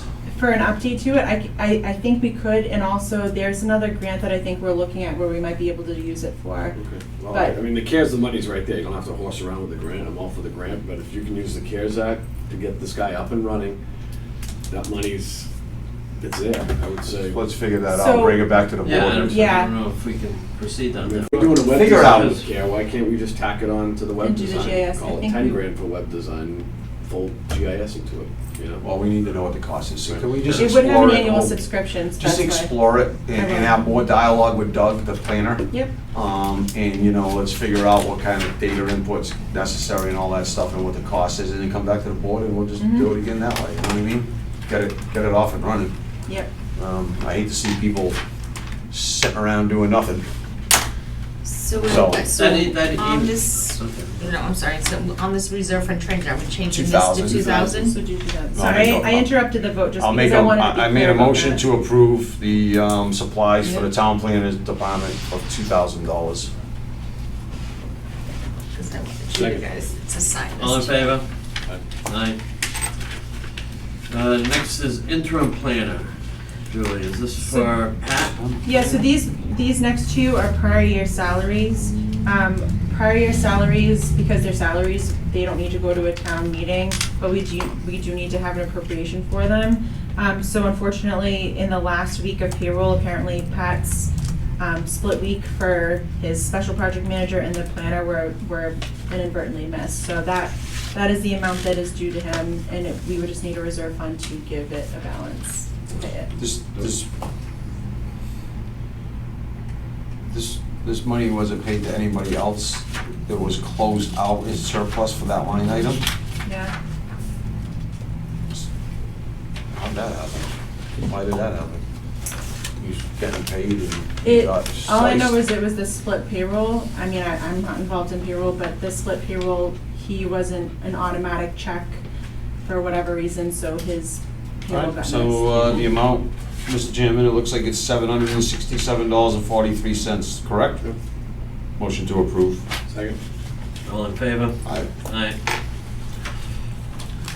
Prior year salary again, interim special project manager. Yeah, $337.12. That's Pat too. Yeah, those are both Same Pat. scenario, wasn't paid to somebody else, it was, Yep, this is Pat. The amount right, from it our was, office. it wasn't, No, it's from our office, we had a yeah, special yeah, project yeah, manager. yeah, but it wasn't paid to somebody else, it was just not paid at all, which is what we're saying on the both Right, of because we these. stopped Right. paying Pat at the time. Well, this was paying him through the end of the This fiscal is year. fiscal We year, did, yeah, we that's did right. hire Laura in the Right. meantime, so there was an overlap on that, and Doug was hired on the 29th or something, so there were a couple day overlap, but Yeah, I just don't Um, know how that would happen with budgetary money. it was interim. No. So he was interim through the end of the fiscal year. Right, so the money was there though, is what I'm saying. Yeah. The money in the budget's there, so how did it not get paid out and zero out that line item like that usually occurs? I mean, I can only speak for, well, our line item was very messed up between losing Rachel and then filling in with people. I mean, if it had been filled the whole year, it would be very easy to see somebody was missing a salary, but where that was a line item that kind of went in and out, and same thing for the planner. You know, Henry left in the Motion middle to of the year. approve. Well, second. All in favor? Aye. Aye. What, you did one in a second? He was fine with it. Alright, that's fine. Just wanna get things moving, you know? All right, next is the Department of Public Works. Spend an education, huh, Ken? I've learned a lot there. Good afternoon. Good afternoon, good evening now. I know, good evening. So last time we met on the water and sewer rates, and we'll start with that, was in the end of June, and it was put on hold. That was a good thing, because on July 7th, we received a letter from New Bedford that they were going to increase their sewer rates to $6.12, which is a 12.5% increase. And then on August 2nd, we received a letter from New Bedford. They were increasing their water rates to $4.38, an 8.4% increase. So if we had decided on rates in June, we would be back here. Behind. So that's one of the, I've been doing it now for 6 years. One of the reasons I like to come now is because it gives me a chance to close out our year, bill the June billing, so I have all those numbers. We have New Bedford's billing, so it gives me a better analysis to feel more comfortable with what I showed to you and what I'm going to suggest. with the water analysis, I did a few things. I wanted to, usually I'll do a 3-year average, but with COVID, I went back and I did a 5-year average just to see what we would be using probably over the next year. With that information and estimating what we would be billing the income on, if you look at the top of the analysis, that's based on the rates we are currently at. We take our FY22 budget, I removed the $60,000 reserve because that's an emergency. I don't expect to use it, I hope not to use it. I also removed $90,000 out of the water bills. The reason I did that was if we actually bill at the average I'm thinking of, we would then only have to pay New Bedford that plus about a 10% water loss, I estimate. So that would mean that our water for next year would have a deficit of over $9,000, $9,715 if we do not increase the rates, based on the budget that we have and the billing I'm expecting. So with that being said, I came up with 4 different scenarios. You wanted to increase the rates. First one being 15 cents on each tier rate. Second one being 25 cents. Then on the third one, I said, okay, what if we didn't increase the first tier, but we increased the second and the third by 25 cents? And the fourth one being no increase in the first, increase in the second and third by 25 cents on the second one, and then 50 cents in the third one. Just to give a little bit of analysis and different ways of looking at it if you didn't want to touch the first tier. With that also being said, my recommendation would be to either do scenario number 1 or scenario number 2. Scenario number 1 would give you an increase in your bottom line of about $23,000, and number 2 would give you $45,000. Also, one more thing to think about, that's assuming we spend our entire budget. Knock on wood, we haven't done that yet. I hope we don't plan to. We have money in there in case of emergency situations if things break, so we never hope to spend all the money. The last thing I want to tell you before you make a decision is the town accountant hasn't finished her financial year end, and I don't expect her to. So we don't know what we added to our reserve this year, and she has to finalize the numbers. But based on what I know we spent, I know we billed, we're going to add to the fund about $165,000 because we did not spend a lot of our budget, and the billing came in a little bit higher than we expected from last year. Questions on the water? What's that? Do you have any questions? Water?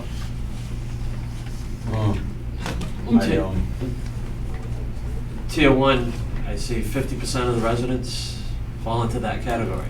Correct. So you're saying 50%, so what happens is all the residents fall into that first line, right? Right. And then it's just 15% on the second one, and the 35%, that group actually hit tier 1, tier 2, and tier 3. So they're getting the highest rate on top of the other 2 rates. So everybody pays the same amount for 0 to 1,500 cubic feet? And then you get into the next tier, and then you pay a little bit more. And then you get into the third tier, and you pay a little bit more.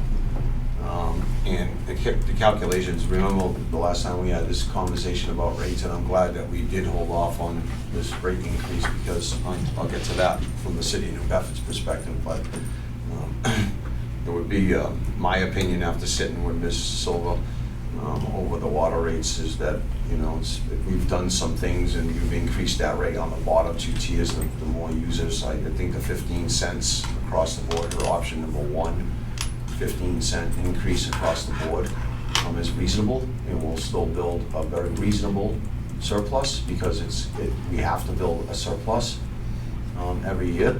Okay, we can't operate with a $9,700 deficit. It's not, so again, it's confusing by the words people use, Mr. Chairman, because when she does calculations, she's gonna look at it as, and she said this already, is what we budgeted for, right? And then inside, the big fish in the room is the city of water bills paid to the city of New Bedford, right? And that's an assumption, and she uses the 5-year average. We've always been calculating on the back 3 years, back 5 years, and I commend you for going back 5 years instead of using 3 because of the pandemic, because it is chucking things off a little bit.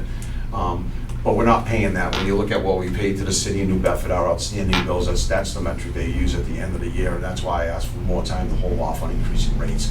So you actually know exactly what you've taken in revenue, and then what you expended out in expenses. And clearly, when we have a decent amount of surplus within that water bills paid to the city of New Bedford, as a buffer, because we just never know what our people are gonna do. So you have that variation that's always built there. So it will never make a negative number.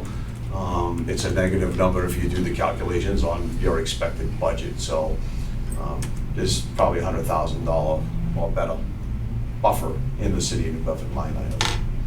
You understand? Mm-hmm. So we do it understand. based off looking at what you're budgeted for and things of the like. And I think when Ms. Silver and I sat down, we would be projected to probably hit that $100,000 surplus number again this year. So I don't want anyone to think that it's we got a deficit of 9, so we need to raise the rate by 50 cents across the board so we can build a reasonable surplus. That's not true.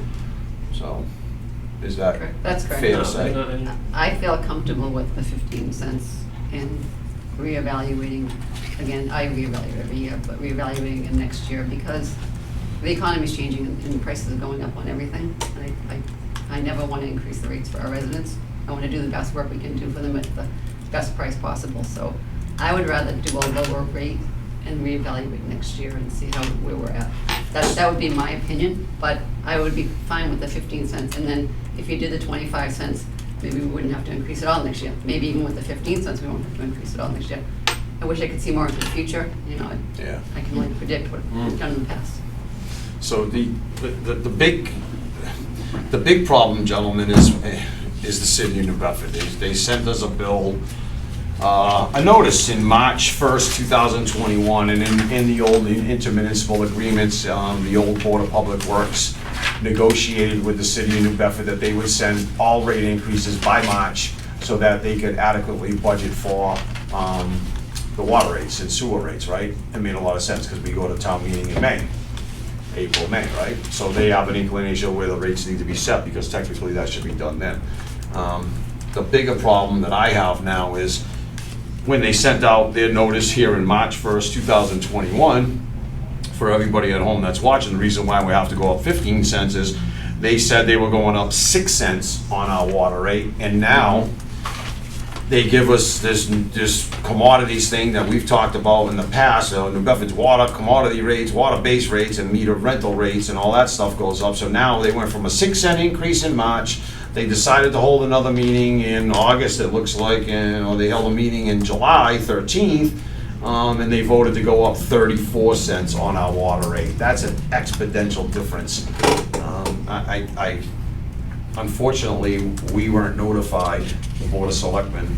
As soon as this letter came into our office, I feel that we should have been notified as a board to hold a meeting to discuss this, and maybe we could have went to the city of New Bedford and maybe lessened this burden on our water users. I think that's what should have taken place is, you know, they gave us one rate and then they changed it without any explanation to the Board of Selectmen, and we are the Water and Sewer Commissioners, so I felt that, we should have been contacted ASAP when this second letter came in and said, hey, well, wait a minute, do we want to meet and have some discussion over this exorbitant increase?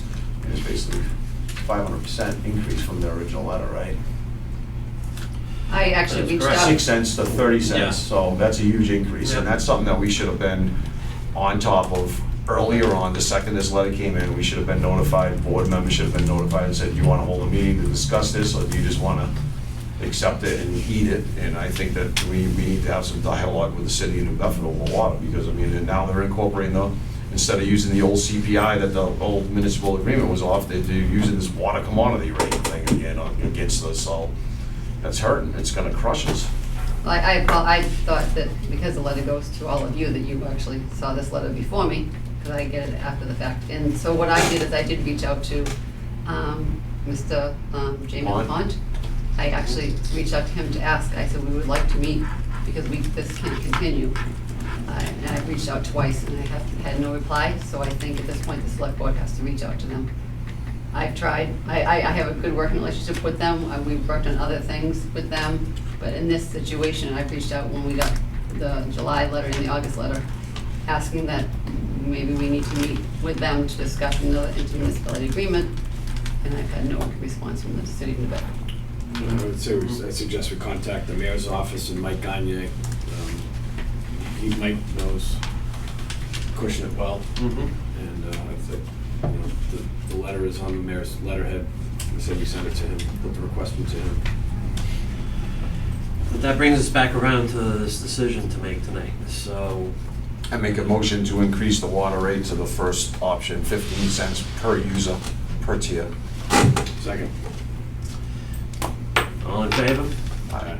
Aye. Okay, on the sewer, I did the same thing, I took a 5-year average. I took the billing, the only thing I removed from the budget was the $60,000 reserve.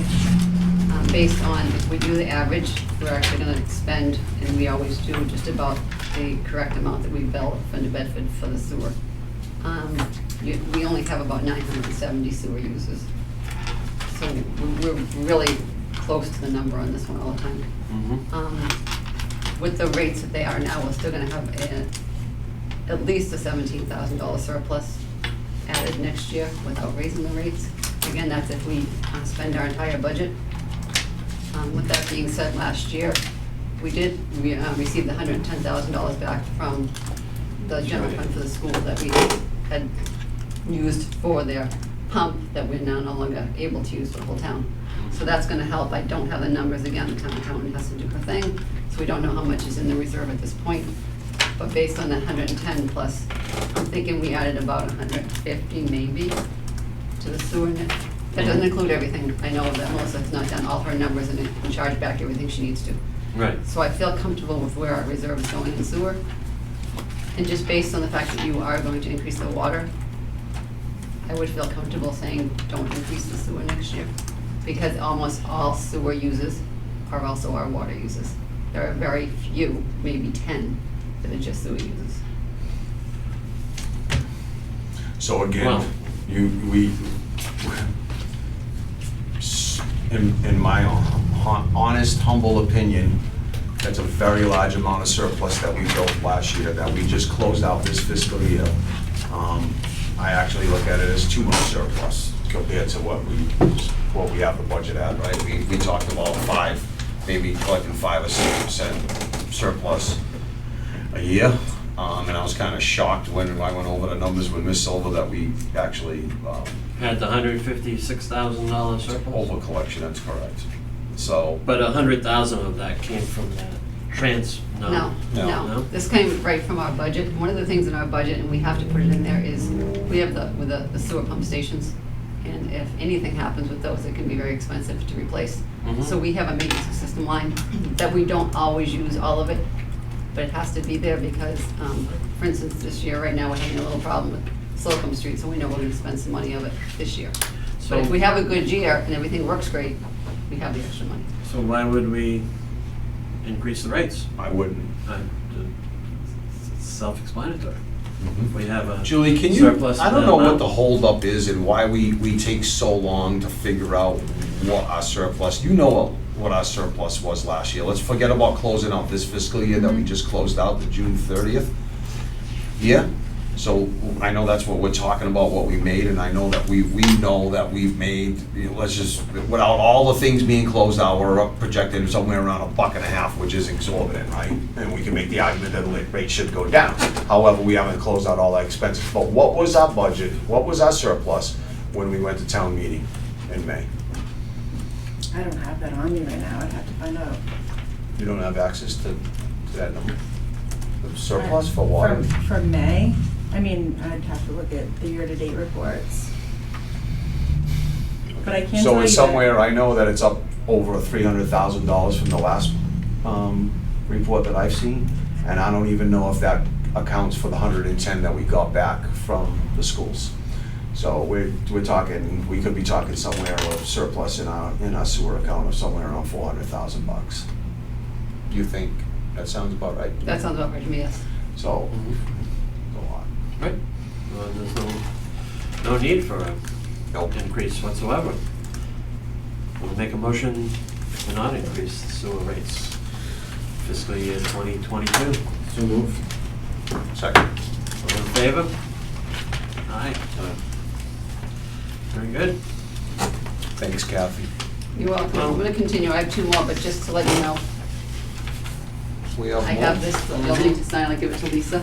I actually did up 10 of these. Deferment. I think Heather and Increase. You gotta defer. That's the. Oh, Privilege fee. yeah, I seen that somewhere. That's what they just That's wanted. enough. Okay, Oh, wait a minute. perfect. Where did that go? Did we already blow by the sewer tie-in of So I have Suspect? other stuff Did we to do sign. that? Privilege You fees might next. wanna, no, the what? The I have a sewer sewer privilege fee at 55 Club Avenue.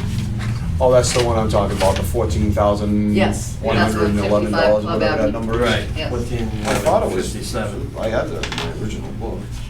Is that, did we? It's right Yeah, it's after. in here. Oh, there it is, Yep. $14,011. So, something that's common practice, right? Correct. It's governed by our bylaws. It is. Yep. So, is there a motion? I'll make a motion to approve the privilege, assessment of a sewer privilege fee for, 55 Club Avenue. is it 55 Club Ave is correct? May I have a second? So moved. All in favor? Aye. Aye. And the last thing, we have a senior tax deferral for the betterment. We have 3 seniors that are left on this program at this point. But this is the first one to come through. This is something that we do. Yes, this person has been on this program. Oh, yeah, I see I'm already very familiar, I can tell by the address. So they've deferred their tie-in fee? It's the betterment. It's a betterment that they pay every year. So when we went out and did, let's just call it the 2008 project, sewer Yeah, project, offset and this account. 14,000 was assessed to each individual home, and then they pay, whatever it is, $800 a year. Right.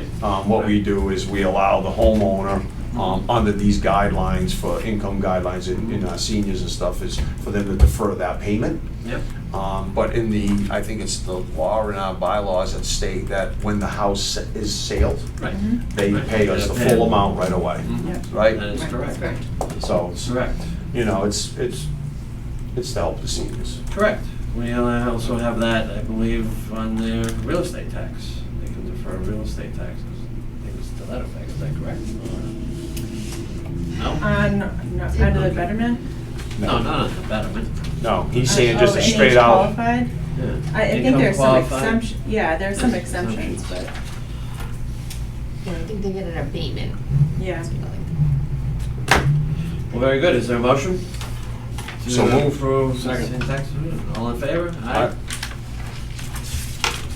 You anticipate the other two? Yeah, I sent them, all 3 of them letters.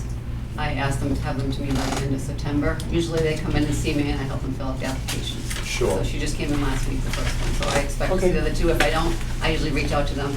Excellent. Thank you. You're good. Thank you very much. Have a Great good night. night. Sorry, good evening. That's Have a okay. safe drive home. Thank you. Well, next on the agenda, town administrator report. I just have something, it was from July, so it's a little outdated, but I did want to mention, the chief shared this, the Children's Advocacy Center established a monthly award, the Multidisciplinary Team Partner of the Month, to show our partners that we appreciate their hard work. Every month we recognize a team member throughout Bristol County who we feel deserves such recognition. And they said, we are pleased to announce that Detective Sergeant Jeremy Fonts and Detective Ryan Hemphill are our multidisciplinary team partners of the month of July 2021. Thank you, Jeremy and Ryan, for bringing humor, spirit, and commitment to our MGT. We know we can always count on you to not only put in the work and get the job done, but also to communicate diligently with families and with the team, and to do that all and more with smiles on your faces. We're grateful for everything you bring to this work, this team, and to the children and families of Bristol County. Your recent extraordinary efforts working overtime to safely locate a missing youth are just one clear example of why we are all lucky to have such a dedicated duo on our side. We couldn't do this without you. So I did want to read that and share it. We obviously have a great police force, but these 2 detectives just went above and beyond, so congratulations to them. That's very good. And that's all I have. Thank you, Julie. Then, selectmen announcements, gentlemen? Oh, man, I forgot that. Kathy was here to talk. On the next agenda, Mr. Chairman, can we have either Mr. Menard or Ms. Silver in I apologize, I wanted to try to ask that question tonight, but have them in on the policy, if we have one, and I'm told that we do, about utilities cutting our roads. Remember I brought that up? Yeah. Yeah, well, they're just running amok, and you've heard the two gentlemen from Slocum Street talk about that, right? They come, and I know they said about nighttime, but our town is just being obliviated from them replacing gas mains, and I get it. You have 200-year-old pipe in the ground, and we have 100-year-old water pipe, so we're gonna end up doing it too. But what they leave behind is just it's a disgrace to our residents, and it's a shame that we're allowing this to happen. There's policies that a lot of municipalities have, and I know that we had one. I don't know why it's not being inspected after their work is being done, but that's killing us.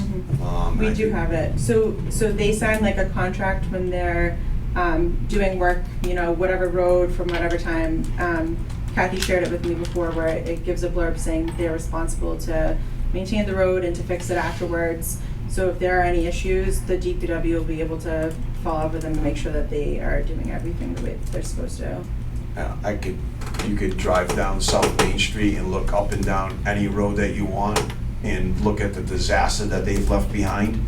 So I don't know, I would like to read that policy, and perhaps that policy needs to be updated, because don't take a rocket scientist to see the crap hole that they're leaving us, but when you go up to Acushnet Avenue, right over the border, into the city of New Bedford, how nice their work is being done up there. I mean, they're really doing a great job there versus the crap that they're leaving us behind, and that hurts. Could we add to the policy that, I mean, I don't know how the projects go, but they can't move on to the next until Yeah.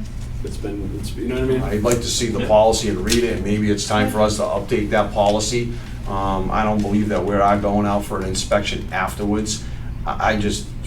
You can just drive down South Main Street, gentlemen, and look at the roads. It's a disaster what they're leaving behind. And I understand that they might say in the policy, we'll come back 6 months later and fix it and everything else. But how do you even accept that as workmanship? I mean, give me a break. It's either crowned like this or it's already sunk in. It's just, I mean, these are our residents that are paying good taxes, and they deserve decent roads, and then some of our roads we have trouble already with our roads, right? And then they're coming in and making the situation much worse, and I can't tolerate it anymore. We did Yeah. have Eversource come in at one point, and remember, I think it Peckham was Road was a an few issue years for ago. years. I don't know. They came in But one it's time been too and we long. talked with them, but the guy's not there anymore that came in and talked with us, but, I mean, we did reach out to them, so, I mean, that's something we can talk about too. Yeah, whatever. I'd like to see if we have a current policy, what it says, because I'm gonna do my best to get them from other surrounding towns in the city of New Bedford and see what they have in their policies, and maybe we need to duplicate it, because again, if you just drive down Acushnet Avenue in the north end right there, after they're done, it's beautiful. The sidewalks are all being put back with concrete. They rip up the concrete, they put concrete. It's beautiful on Acushnet Avenue. The roads, the flatness of the pavement, it's beautiful when they're done. Yet you come here and it's a disaster. When I asked for the sidewalk to be fixed down on South Main Street, granted, we don't own it, did they patch the thing with concrete? No, they use asphalt. Well, it's concrete. Why'd you use asphalt? Who's watching over the hen house here? That's all I'm trying to help our residents in getting a better product and a finished product, and we're talking about Slocum Street, and, matter of fact, the Selectmen owner did several years back downtown beautification, right? It was something that was nice to have done, and now we're just letting everything go to hell in a handbasket, so I think that's gonna hurt the Board of Selectmen. So I wanna advocate for our taxpayers that they get what they deserve. They should be getting what they deserve. Very good, Mr. Gatzler. We have an information-only segment. Lucas Environmental is building a cell tower, wireless facility at 12 Quaker Lane, which is at the top where I believe it's Perkins Lane cuts in. And that is supposed to increase cell phone service in that area of town. In which we live, Mr. Warren. Yeah, I can attest that the cell phone service is atrocious. However, I'm just curious as to what the comment period is for the neighbors, and, Well, I saw it go before the ZBA, Yeah. Is it done deal? 3 months, Oh, I think. okay. Yeah.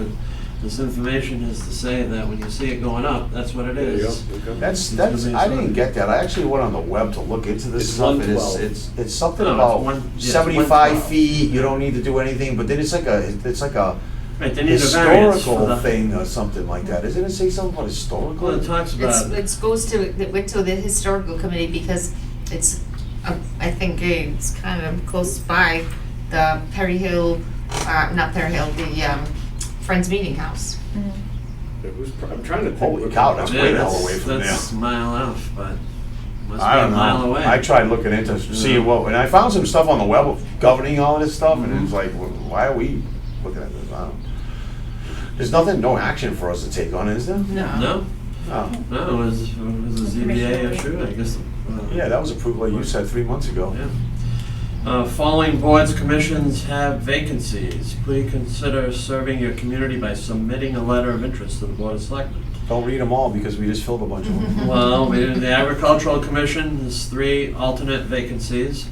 Beautification Committee still has 8 vacancies. I believe there's 10 people on the Beautification Committee. Yeah, we filled 2. No, two, yeah, No, so we we're we down to can 8. have as many beautification people as we want, we just put 10 plus, just in case, because we Well, never but- have So what do you anybody. get, what do you do for a quorum?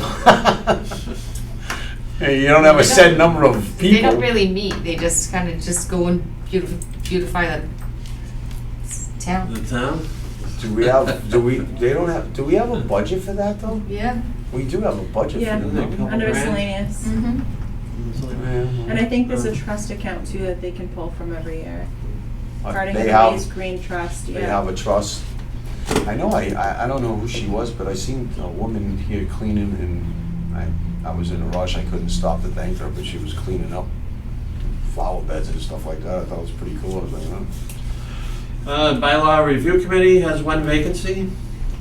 The Community Preservation Committee, 1. Housing Authority has 1 vacancy. Residential. So the residential one would have been filled tonight, so Oh, maybe filled on contract. just 1 housing authority vacancy now. Okay. Cultural Council, Both of those were filled tonight. yep. Historical Committee, 1 vacancy. Open Space Committee, 1 vacancy. Would be working with the new planet, correct? Mhm. And Zoning Board of Appeals. So it We've- would just be the 1 alternate. An alternate. It'll be just an right? alternate Chucky just went vacancy, full-time. because we appointed someone tonight.